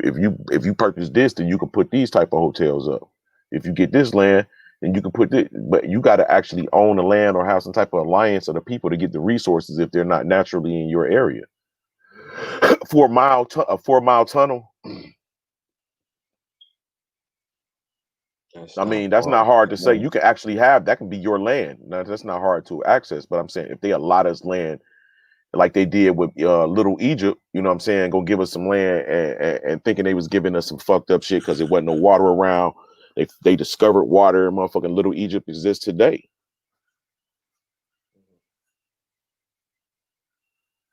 You feel what I'm saying? But I mean, I'm not saying that we can't make it happen, but I'm saying it would be fucked up that if we gotta find a way for them to give us some bullshit ass land that they know gonna be ecologically fucked up in the next few years or some shit. You feel what I'm saying? We got to take all Well, of that into consideration. how we already have. So you should Okay. maybe ask those questions. So how I naturally respond to that, right, is I'm glad you brought up Vegas because now I'm going to start using that example as well. But I'll naturally and always respond with Disney World. Disney World purchased unwanted, undesirable swampland that no one wanted and got that land for pennies of the value of it today. You understand? So it's modern technology allows us to build it on anything. You have whole islands being built in the world today where islands don't even exist. So you can even build on water. So it doesn't matter where it is. We can re-engineer it to uh, human existence. You got that? All right. Now, I do. number 3 is a moratorium on abortion to examine disproportionate black genocide. Now, we all know that abortion is genocide, but the uh, the the eugenicists are so much louder than normal people, sane Pro-life. people, rational people. Pro-life. You feel me? Yeah. Yeah, the pro-life people have such a smaller platform than the eugenicists that no one as a whole, the whole country thinks that abortion is great. It's terrific. They think it's preferred. Think it should happen. And it could be that most people don't, but the way that they have the way how loud and how much money they Hmm. have Hmm. campaign they position make it Yeah, seem like that's the position of most people. yeah, yeah. And it teaches the majority of people that abortion is not harmful. So they don't realize in the geeky world's position that uh, abortion is actually targeted to black people and it is genocide. So it's Oh, absolutely. yeah. So She we even admitted, she says it naturally, herself. yeah, biblical thinkers naturally compare abortion to uh, the slaughter of the infants in two locations where the Pharaoh caused the slaughter of the infants, and Moses survived that, and Herod. Herod caused the slaughter of the infants, wherein Jesus survived. So this is something that's natural to understand for us, and especially in the geek world of people who don't even know the books or they don't consider the books. Mm-hmm. The geeky people, once they look into abortion and the numbers and the impact and who's getting it, and they look at it like how geeks study, we actually look at the raw data, and then we come to a conclusion, and we can Oh see yeah, very clearly, the, yeah, that when the I was in majority school, of one of the abortions questions they are asked that mixed. Hmm.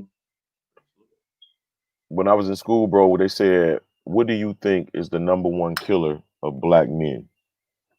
So all of the students, they was like heart attack, you know what I'm saying, High blood stroke, pressure. high blood pressure, and it came wrong. And the nurse was like, no, the #1 killer of black male in America is abortion.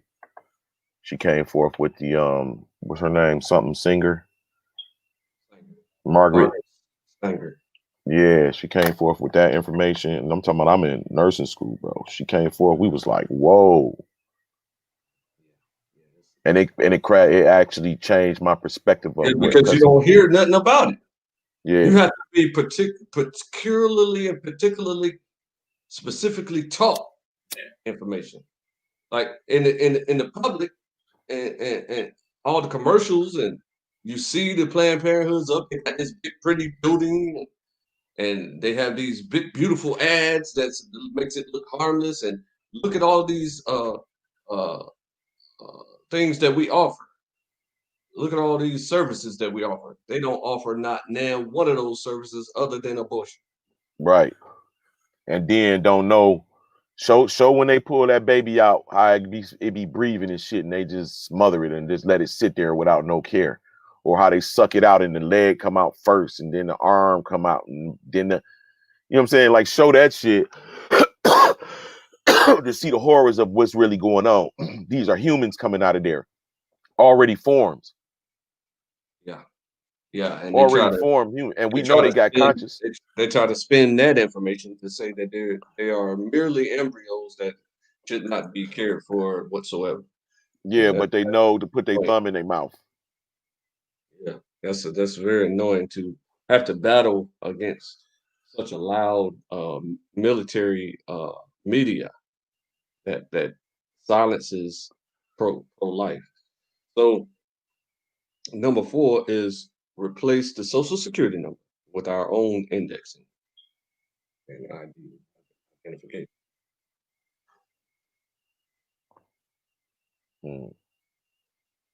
I don't think the children of Israel should be numbered. That is definitely not numbering. When you index them, hold on, indexing is numbering? Yes. You have to change that. That's census. No, that's not a census at all. Indexing is keeping account and record and trace, and that's like indexing a book. Let me look indexing data. That's a human. Yeah, that might need to be changed. Seriously. Let me look up the definition. Index. We should just have a card that show that we are, you know what I'm saying, reprimanded. Or not reprimanded, but we exempt. It's an alphabetical list of named subjects with references to the places where they occur, typically found at the end of a book, an indicator, sign, or measure of something. Exam results. Okay. Measure. Record. Link the value. Well, you know, I didn't plan on counting the indexing, so I don't think that would be that data will be occurred by someone and the numbers will be counted. Yeah, I don't think we're gonna keep of the amount. I mean, we just dialoguing. I'm just saying from my point of perspective. I'm not. This is my first time. I mean, I'm saying this is the brand of reparations that my team has come up with. So we would be the ones doing it. So we keep in mind the scriptures and to not make the same mistakes out that our ancestors made. So they say, the scriptures say, do not count Israel. But that's not something that we plan on doing with indexing. It's having an alternative to the Social Security number, and so that that's what the Social Security number does. No, it doesn't keep count of the people. Huh? It's a stock number. Right, right. It's an indicator. It's kind of like an ID. Like you can't count the number of IDs there are. You absolutely do count the number of IDs there are. You're connected to a social security number, which is connected to an indexing list of stock. That's a fact. These people are meant to make this amount of money by this time. We'll borrow off of this from the reserve based on how many citizens we have and working class and how much they're expected to produce by this much time. We will put this much pressure on them to make sure that they work these many hours, that we might tax these many dollars to produce this much cash to pay you by this time. That's what it is, man. Yeah, that's a fact. So that's not something that we're interested in. Is keeping track of the number of the people indexed. And we're not But that's interested in. okay. So we're going to be the ones performing this. All we need is an exempt card. There you go. Or where our identities, where our identities. Constitution to the Social Security number, because we need to be their competition in order to deal We're in exempt commerce. from. We got a right. It's like what's that called? It's like a national registry where you can go anywhere with this, and it's going to allow you to operate as a citizen on any lands that had to deal with reparations, any peoples that, you know what I'm saying?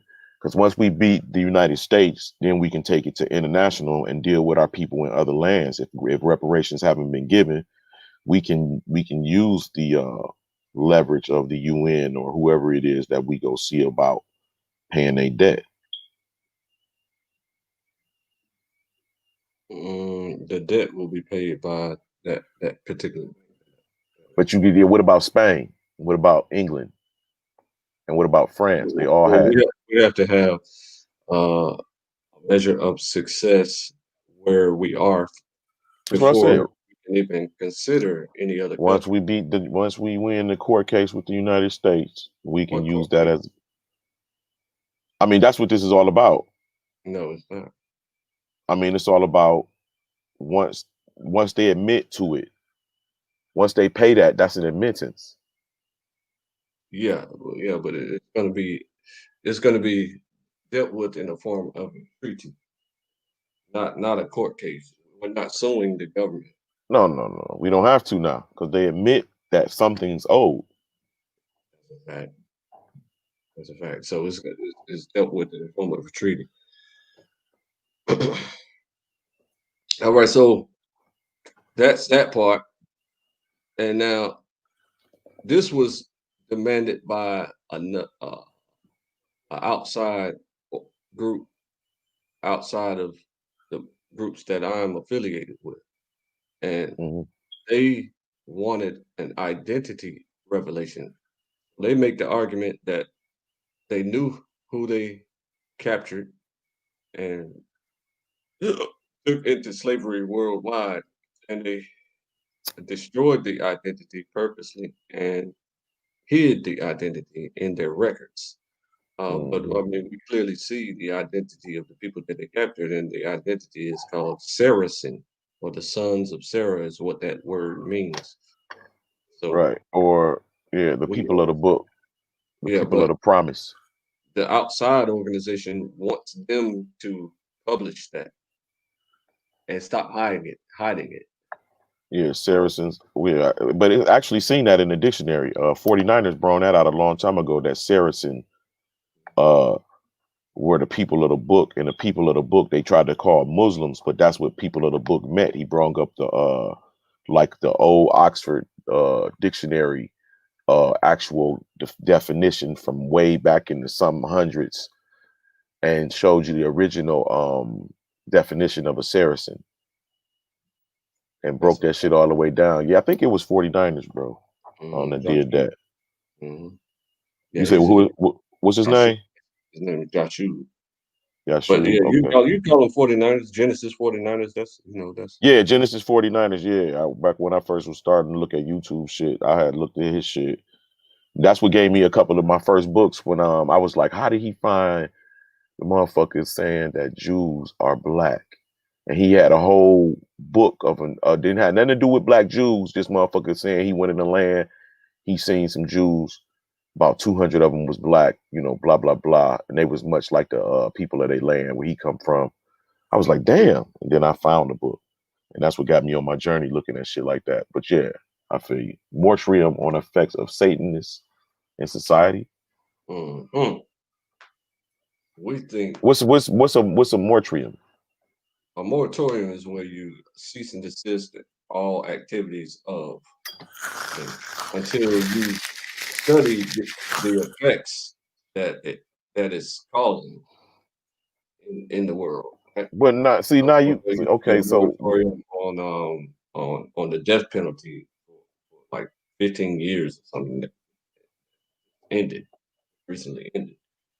So they stopped killing people under that moratorium for 15 years. They stopped putting people to death who were on death row. And many people were exonerated during that time because they realized when they looked at it very carefully that they were set up. People on a lot of the I'm people on death row saying were set up, so they were released from death row, and they got a new right. trial. And lots of them, their state was overturned. Their incarceration was We're quitting or and whatever. I feel you, I names feel you. spared and all this stuff. But I'm talking about, see, if you bring up Satanists, then you have to deal with Islam, and you have to deal with Hebraism, and then Judaism, and it's all about the perspective of one person of another. It's all psychological, social, psychological. So to attack that as opposed to knowing we're about to get our land and we can have our shit set up the way we want to, what if you get into that land and it's somebody who have those attributes about them? You have to still coexist with them. Well, the Abrahamic faiths are very different from Satanism, which is not an Abrahamic faith. Satanism is a faith wherein they hide the fact that they worship the disembodied entity, Satan. They hide that fact, and they have very specific and peculiar practices wherein they sacrifice children and think that that's part of a established religion. And No, I'm saying you're gonna have which is to find and attack and find them and convict them for a different crime. Not Satanism, right? You have to convict them for a crime, not Satanism. no, And not you in under the the moratorium. impression that reparations would be sought based on all of the Negroes will say they're Jews or Hebrews, and that won't be the case. It will be motherfuckers like Claim, Lance, and Suave, and Domo, and fucking Chris, and Cube, and all of the motherfuckers is gonna be in this paradigm of reparations and land. You can't just make no rules and shit on the basis of reparations. Well, I don't know what that means, but moratorium is not a conviction of a crime. A I understand what you moratorium mean. is a study of the effects of Satanism uh, in the economy and in the culture and how people interact with each other and things of this nature. Mm. And the multiple hundreds of thousands of missing children that people don't know how that's happening. We know that it's coming from Satanists, organized people with money. That's what we know. So we want America to study that phenomenon, and because they're already fighting them right now, as we speak. Right. So they're going to have to do like a public stance on that behavior, and hopefully to put an end to it. So that moratorium is going to last something like 20 years or something. But Okay. they have to, they can't perform those acts. But you do realize that's your personal stance, and to bring that to an intellectual table, it won't have any bearing. Yes, it will. concerning reparations? Yeah, of course it will.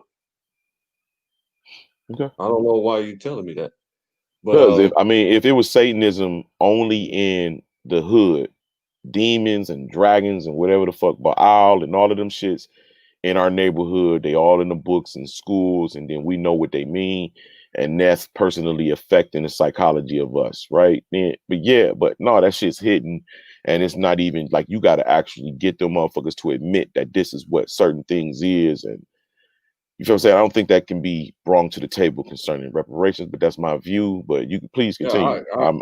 I agree with what you're saying that uh, it's going to be difficult to get them to admit something. That's why it's a moratorium. So you have to look that word up because we didn't have a problem with the moratorium on abortion, and that is just a Well, study. that's attacking actual our culture per the Oh, number.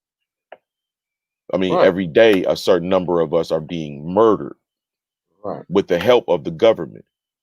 right. The same thing happens in Satanism. But Satanism, well, okay, brother. I mean, that's your position. I can't, and it's your thing. I'm just listening. Hmm. Right. I mean, nobody can stop it. Nobody can stop me. And they've already tried to kill me 6, 7 months ago. And they can't, you can't, it's impossible. So I don't care who it offends with a moratorium to study the effects of Satanism in society. It don't, who, who's going to, who's going to do it? It's not. It's just My brother can't do it. He was the only man in the earth that I could have possibly feared. My brother is about your age and about 2 feet taller than you, and a solid brother, and keeps a gun on him 25 hours a day, and he'll use it at a drop of a second.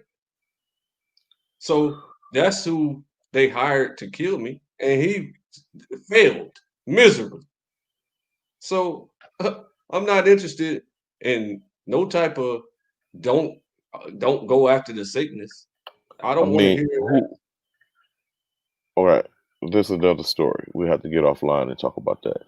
But I'm not saying anything. This is your presentation, so I was just dialoguing.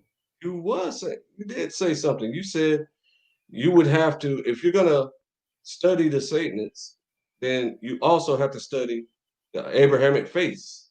That's what you said out of your mouth. So Yeah, well, I was saying that in comparison to a person who was not in your position and my position. If I was having a kingdom, yes, I would include this, but we only talking about reparations amongst people who have diverse views in this reality that might even include some Satanists. But we talking about reparations, which I'm saying my dialogue and influence was only to say that I wouldn't see that as something that would be brought to the table concerning reparations. that Not that is not that not is not not reparations for us. Hold on. okay. That is reparations for us to stop the multiple kidnappings that no one can seem to figure out how it's happening.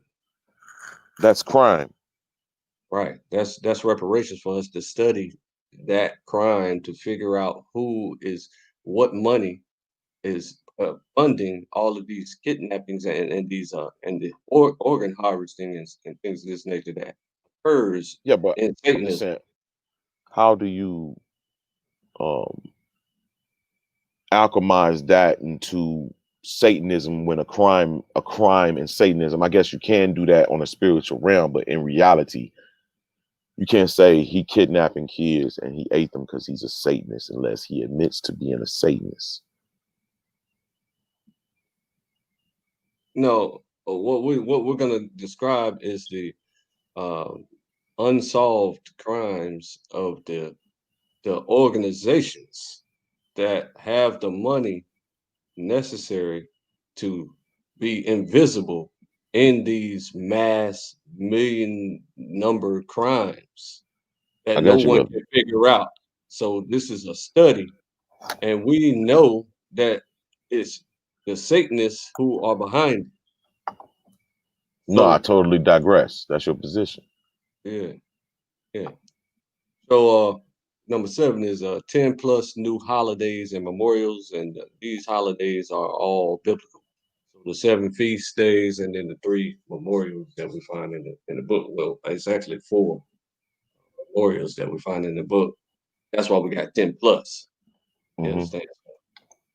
Just whatever we find in the book that is not being honored today, uh, we want that available. So we You said realize, in what book? The Bible? yeah, in the books, in the Bible books. Man, okay. So uh, since since we know how much disdain people have for that, right? We think that that will be a strong trading piece. Number 7 will be a strong trading piece in order to get the land, okay? And then we can worship how we want to worship in our own land, in our own cities.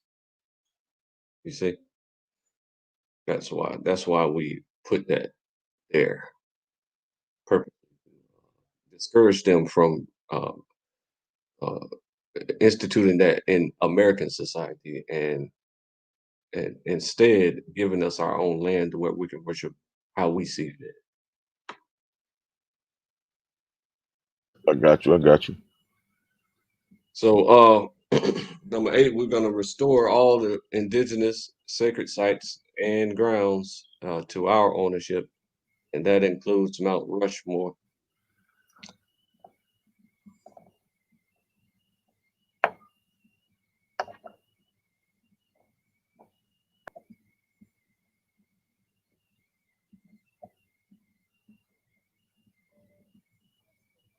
Okay. Oh, you don't feel any type of way towards the sacred sites and grounds. Okay. So number 9, which should be number 1 to me, is HR 40. Go ahead and pass that. It's taking too long to do so. You see, HR 40. That's the grandfather bill that inspired this brand of reparations. This bill that we're talking about, which is called the Harvest Freedom Act. I didn't even put the title in here. I got to put the title in here somewhere. So it's called the Harvest Freedom Act. This is what we're reading now. Right. So HR 40 got to happen because that's granddaddy, and it just will cause the tumbling blocks to fall into place. It cause the dominoes to fall into place properly. So there's a number of other bills that have only been introduced and haven't taken any effect because we don't have political power. So uh, what we found out today is that there's a new political power. Let me see. The new political power that's forming, and it's called Our Black Party. Hmm. And this is founded by Sean Combs, who recently repented for his debauchery uh, recently.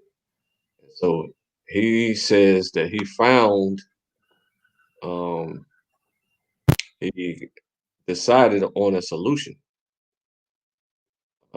would be a black party. So while I was listening to him speak to Charlemagne the God, he was reminding me very much of your concept of the white party. But this is just what he chose to name it. Is that showing up on the screen, or it's not showing up on the screen at all? Hold on.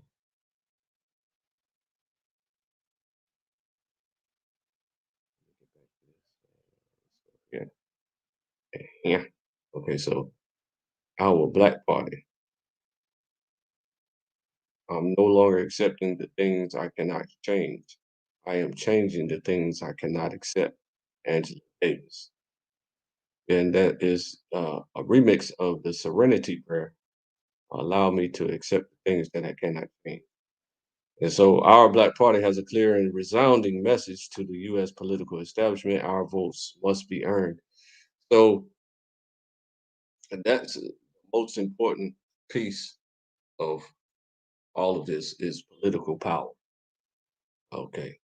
So that brother took up the lead on that, and it will be successful as long as people don't be afraid whenever they attempt to assassinate him.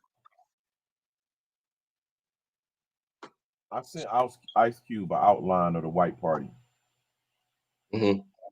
through Messenger. Hmm. Um, Does it show that he received it? it showed that it got the click on the side that he saw it, Hmm. That's beautiful. Beautiful. but he didn't So respond. Sean Combs is on a different spectrum and a different vibe of the geeky world, right? His success has m- made him s- feel as though uh,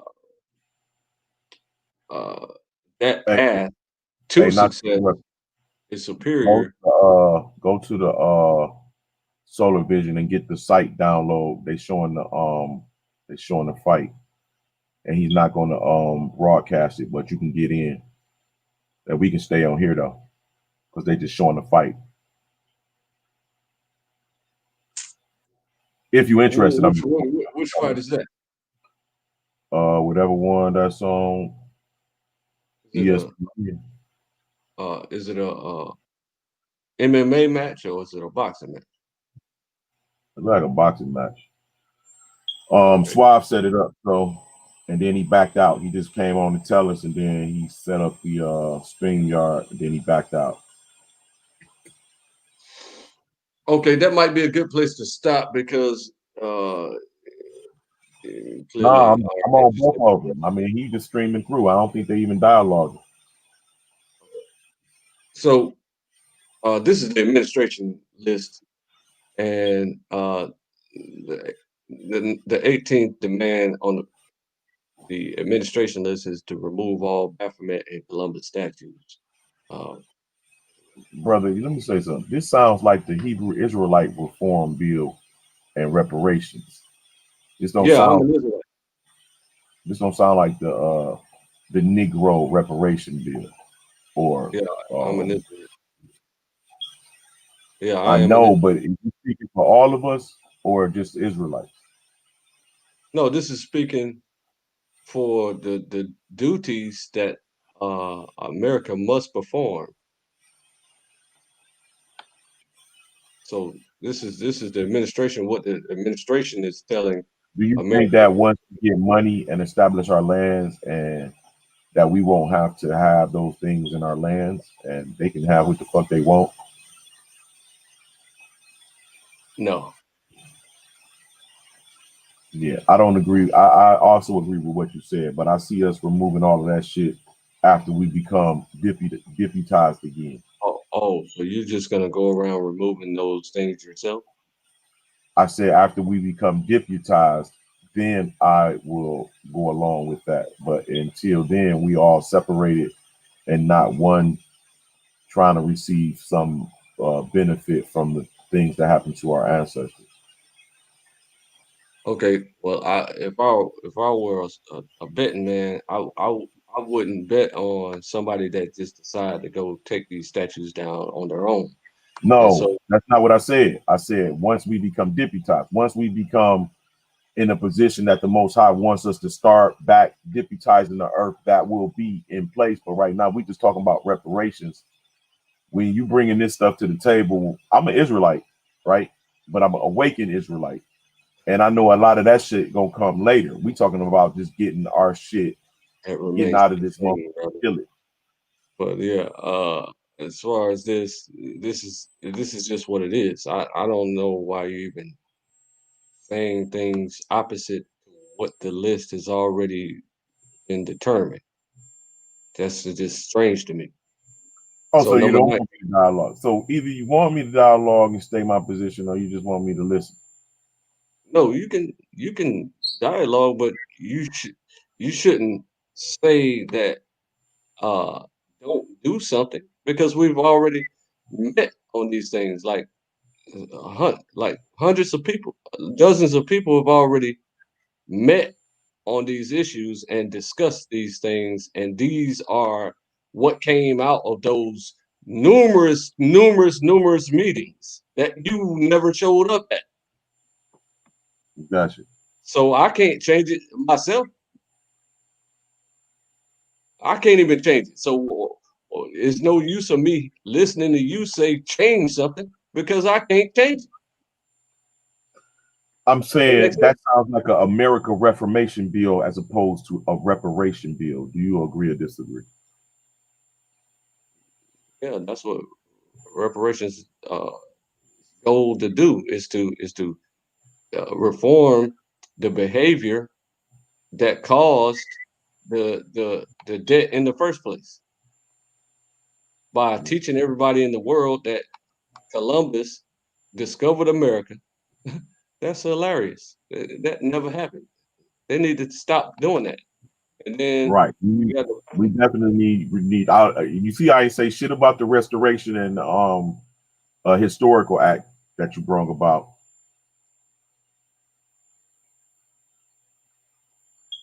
what are you talking about? Up top, the restoration of history and motherfucking number 5.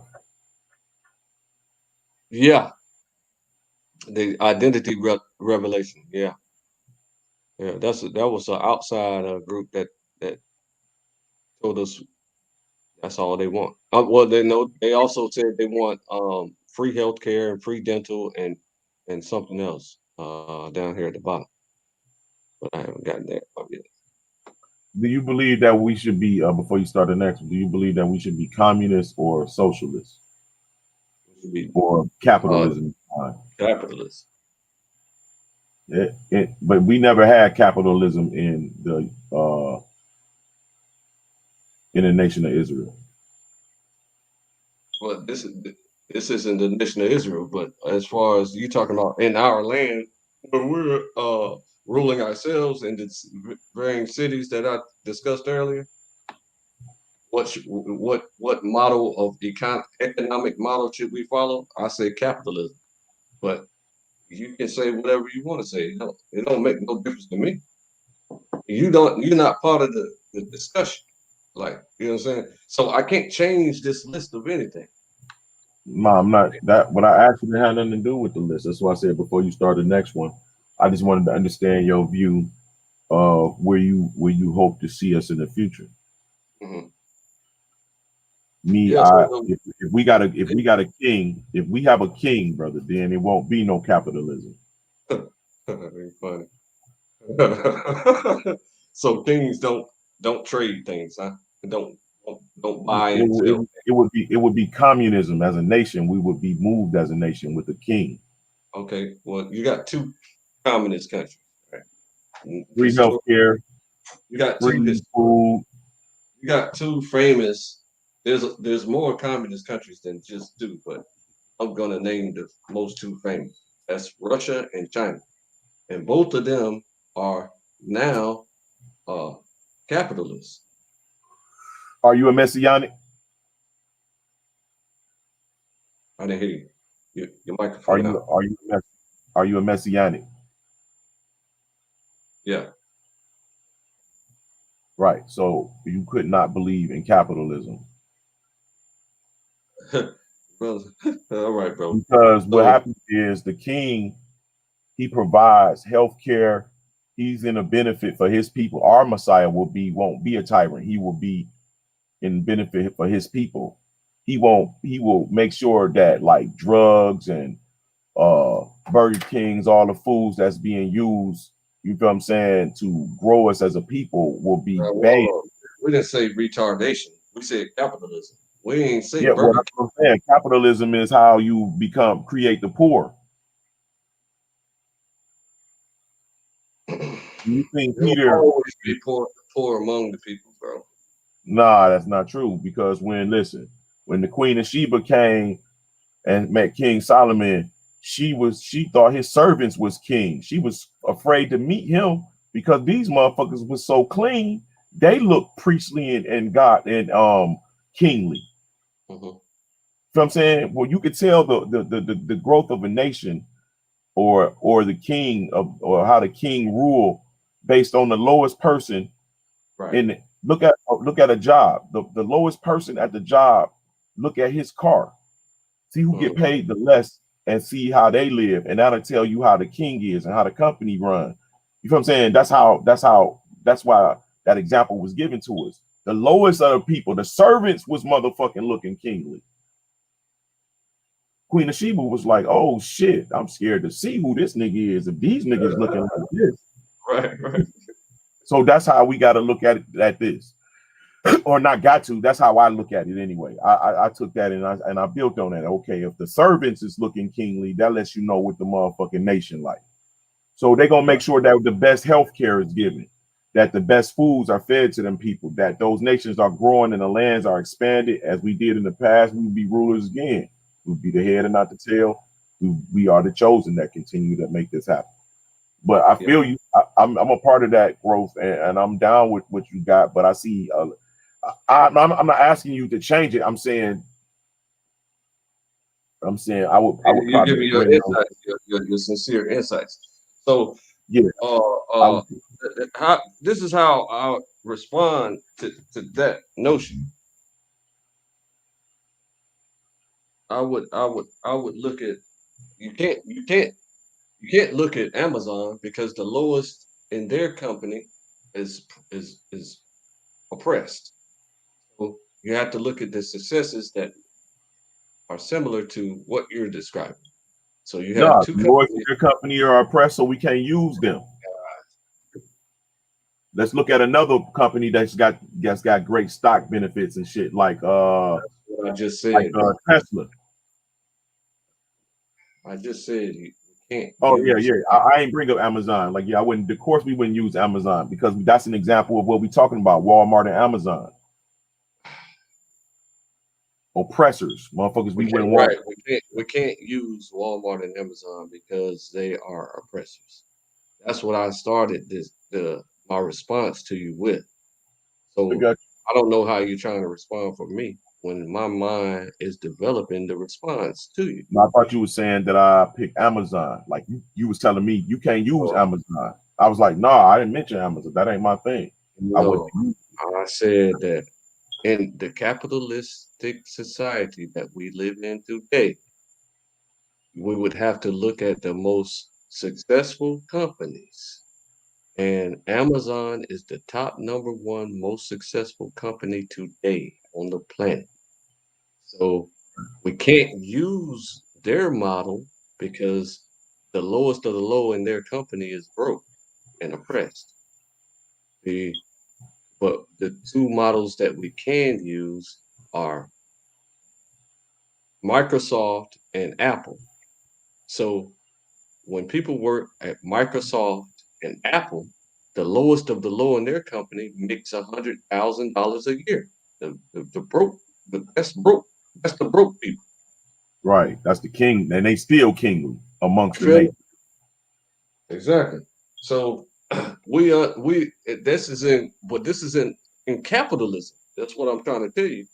In capitalism, even those companies make their brokest employees have a standard of living that surpasses 95% of the country.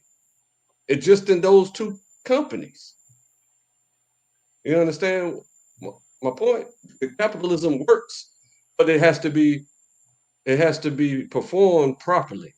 And Amazon doesn't perform it properly, but Microsoft and Apple do.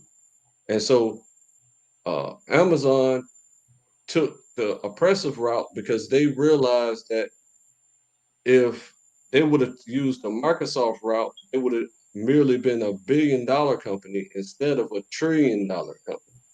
So they performed the oppressive route in order to become the biggest company of all time. It was a competition thing, an ego thing. But you do realize that those companies that you use would have taken a communist approach.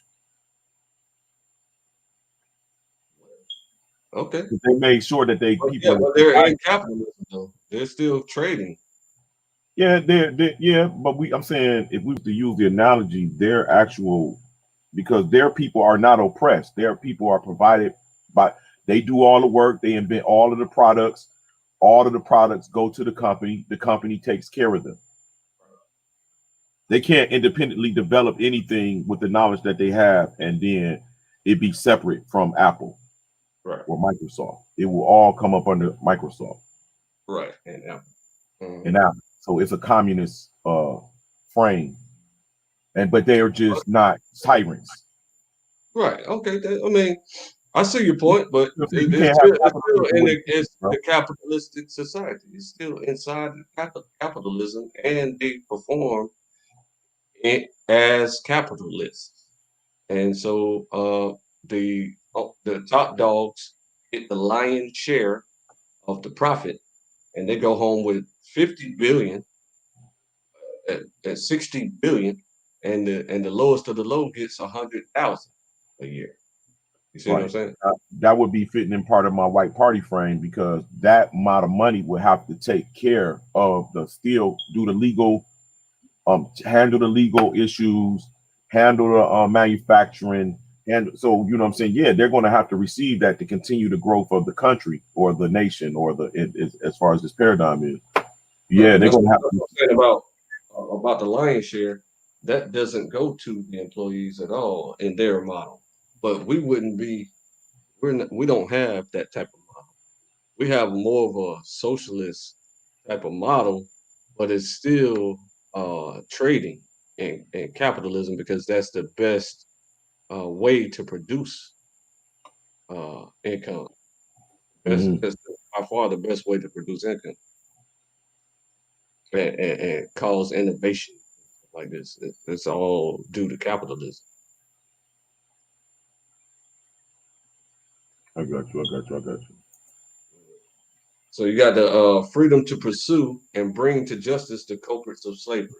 So once they give us this land, they better not get in our way when we bring everybody else to justice. All right. No, you missed some shit. What's the REAP Act? No, I skipped a bunch of the acts because they've only been introduced in the Congress, and so they're not laws. So all of these need to become law. I got you. As part of our act. You understand? So in the Affordable Care Act, that bill is like 7,000 pages. I don't know how many pages it is. It's probably like 1,200 pages long. So that's how our act is going to be kind of similar to that, is where it's going to be comprehensive. Very comprehensive. You know, with a lot of the, like for instance, getting back Mount Rushmore, what you think gonna happen? Black people gonna go up.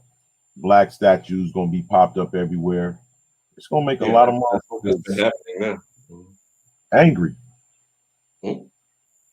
So what? Black people came out of poverty. Black people driving around in Range Rovers and motherfucking Lexus trucks and shit. White people driving around in some shit that they've been. Oh man, niggas businesses just start popping up all over the place. In niggas' neighborhood, they buying amongst each other, not even leaving out their shit to go buy shit from nowhere no more. They contacting motherfucking people in Africa and Haiti and all over the place to get their shit, their products now, because of the way because what the COVID-19 did and set up, man, this shit about to be, I can see the future, bro. The white people, bro, they gonna be slowly, it's gonna, same thing that happened in South Africa, it's gonna happen all over the world. And South Africa was a testing ground. as it is all the time with all things. What do you mean by that? It was a testing ground. Like for instance, you know, the world is a stage, you know, and like for instance, certain countries produce certain resources for the global economies or, you know, interests. You know, you'll have rice in this area, coffee in this area. They'll burn down all of this shit that made food for these people and then put opium up in that shit, you know what I'm saying? Because they need that land to produce this. You know, it's all orchestrated and everything. So when you look at South Africa, when it comes down to like, you know, or even Africa in the instance, I shouldn't have said South Africa, I was saying Africa. Like they'll take medications to West Africa and inoculations there first and put diseases there first. And then you'll look at areas like the South where how they'll oppress the people there, gather all of this knowledge. And then they'll say, okay, well, let's see what'll happen if we give the power back to the people. Like, because they can just ask for help and the whole military can come in and obliterate all of that shit and all of that motherfucking change of power is out. They got that type of power. You know what I'm saying? Without a world stage. I mean, they'll make it look like it was something else and it'll just be obliterating black people and white people will just come right back home and get their shit back. So, but they actually are allowing this shit to happen and they taking notes. Mm-hmm. You feel what I'm saying? They just taking notes and allowing it to happen. And they I mean, if they didn't want Mandela to get back in power when he got out, he would have been back in power. He would none of this uprising shit would have never fucking occurred because now it's not only fucking ships and cannons and pellet guns, it's fucking drones and precision rocket. You know what I'm saying? Like, these motherfuckers don't got to play no more. So all of this narrative that uprise has occurred in the ship of power in South America based on the political extravaganza that was put on by the people of an oppressed nation, you know, that's bullshit. I don't, and just like here, you know what I'm saying? You know, trying to make us feel more oppressed than we are. We've really been protected and watched over. Not every single human and every single citizen as far as our people is concerned, but I'm talking about overall, somebody been looking out for us. I mean, we educated, brother, we smart brothers on our own platforms, doing our own thing, got families.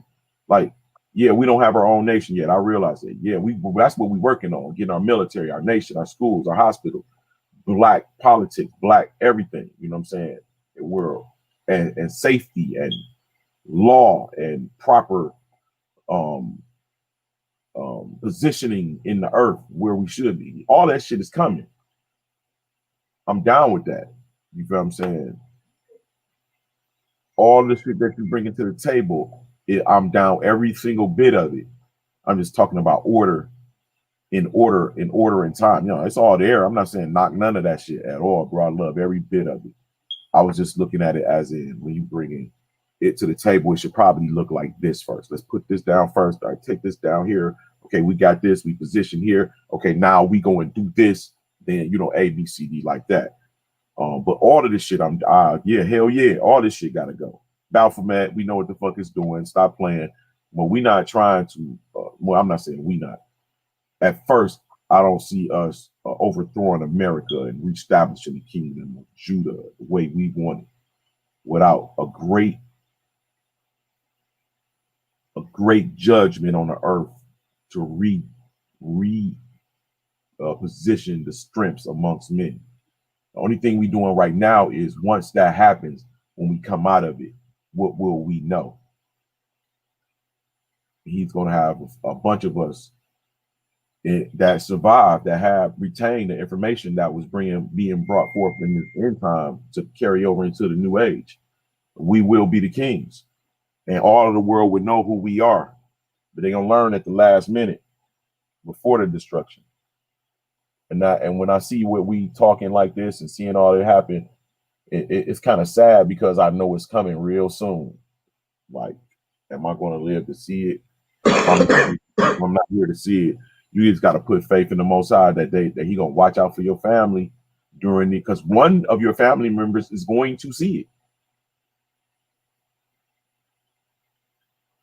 You know what I'm saying? We talking grandkids now, great grandkids and shit like that. So you got to still have the same turmoil like they live, and you here to help them. You got to have this. I mean, it still affects you the same way if you actually think about it. One of your family members are going to witness the destruction of the earth and the reset. Shifts in people where they can't even stand their lands no more. They fleeing and coming to other people's lands, encroaching, and people have to get along in wars and oh man, all that shit going to reset. But the most people who gonna survive, like they keep surviving. At one point, the Israelites was Hyperboreans. At one point, they was, I'm saying, it just keep changing over the same chosen people with different names. Same chosen people, same people to carry over the knowledge, same first beginners of the earth. That's my whole thing of showing the France and all of that shit that we was ruling over there. Yeah, we was in Africa, but that got destroyed. That was another reset. Now, when we reset again, we're in Europe, fleeing the destruction of Africa and parts of America and Lemuria and Atlanta, all of that shit destroyed, that whole middle portion. Now we flee to the outskirts and shit, trying to flee the destruction. And there we in rulership in France, Germany, Spain, London, Portugal, all that type of shit. That's all I was trying to show niggas. And they was I was saying we didn't come right out of Africa into slavery. We was in power. That's all I was saying. That made a lot of niggas mad. Yeah, we was in yeah, they confused because you have a biblical foundation, so they think everything you're saying is inaccurate because they think your foundation is inaccurate. So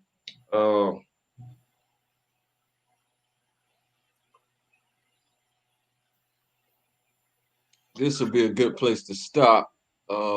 Next show, I'll probably go into the beneficiaries and what they will receive. Yeah, that'll be a good tag. That'll be a good discussion right there. The beneficiaries. This is probably some people we ain't even considered. Yeah, the beneficiaries is three groups: it's descendants of slaves, the descendants of the Native American Holocaust, and the descendants of abolitionists and modern day abolitionists. So that's four groups: modern day abolitionists. All right, I'll just remember the question I'm gonna ask you about the Native Americans. Mm-hmm. Do you think the Native Americans in America are the ones that was involved with the Native American Holocaust? I mean, the ones who they identify as Native Americans. Yeah, some descendants, did survive. I think it was 3%. They sent all the Native Americans to 3% survived, so they had children.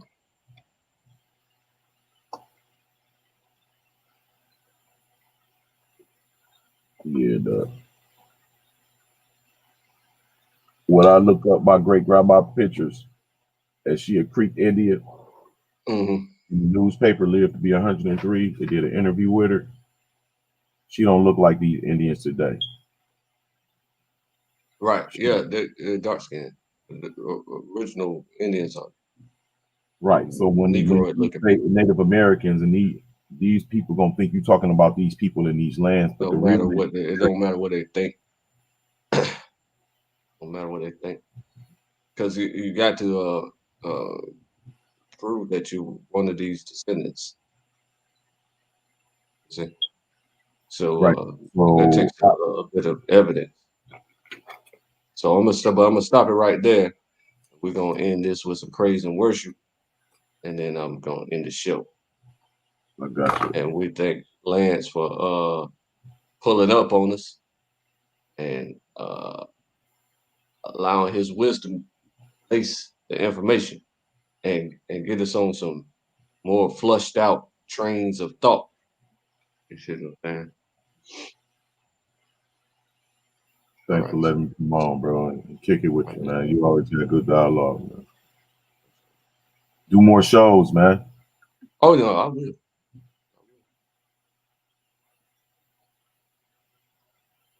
Can you hear that? No, you can't. I can't hear nothing.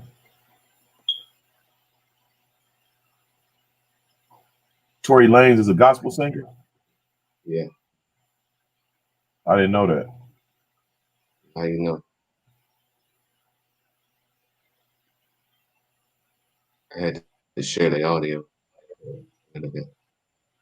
Yeah.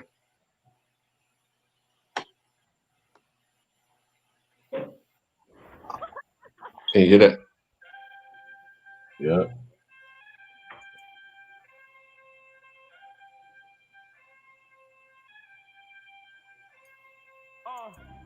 Stepped out of bail, I did a diddy bop. I had to tilt my hat at the city cop.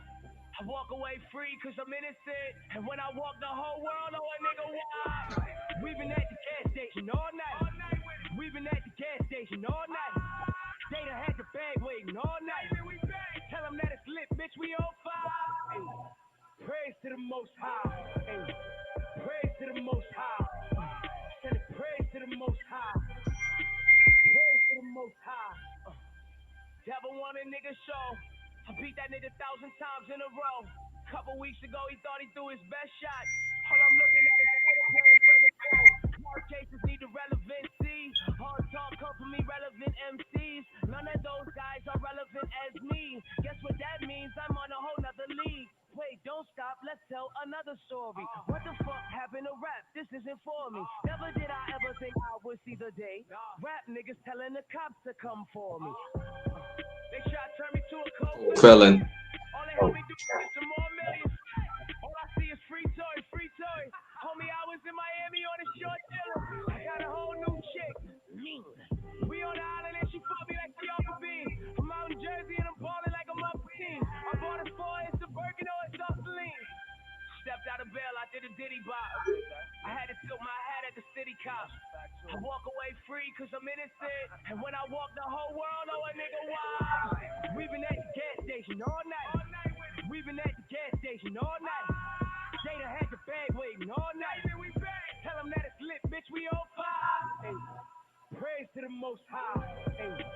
Praise to the most high. Send it praise to the most high. Praise to the most high. Soon as I get my masters back, they want better. Now I'm independent, niggas want fetted. White labels trying to turn my black folk against me. Been selling weed, that nigga don't offend me. Tell my trappers get blooming bags ready. We finna fill them bitches up with Mad Reggie. Take them to the block, sell them at exclusive price. And if they ask why it's trash, leave the bag heavy.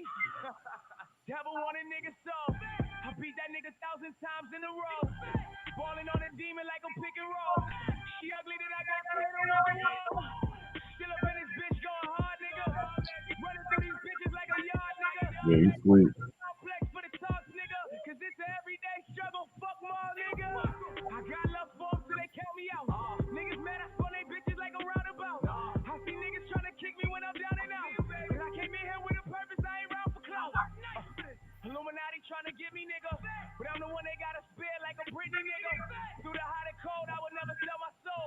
And if I gotta die for that, I'm dying Christian, nigga. I spent 4 seasons at the Four Seasons. I might even flex this for no reason.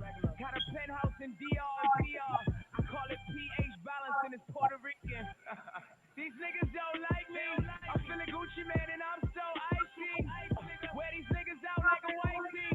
My comeback rate super pricey. Stepped out of bail, I did a diddy bop. I had to tilt my hat at the city cops. I walk away free cause I'm innocent. And when I walk the whole world, oh a nigga wild. We've been at the gas station all night. We've been at the gas station all night. They done had the bag waiting all night. Tell them that it's lit, bitch, we on fire. Ay. Praise to the most high. Ay. Praise to the most high. Send it praise to the most high. Praise to the most high.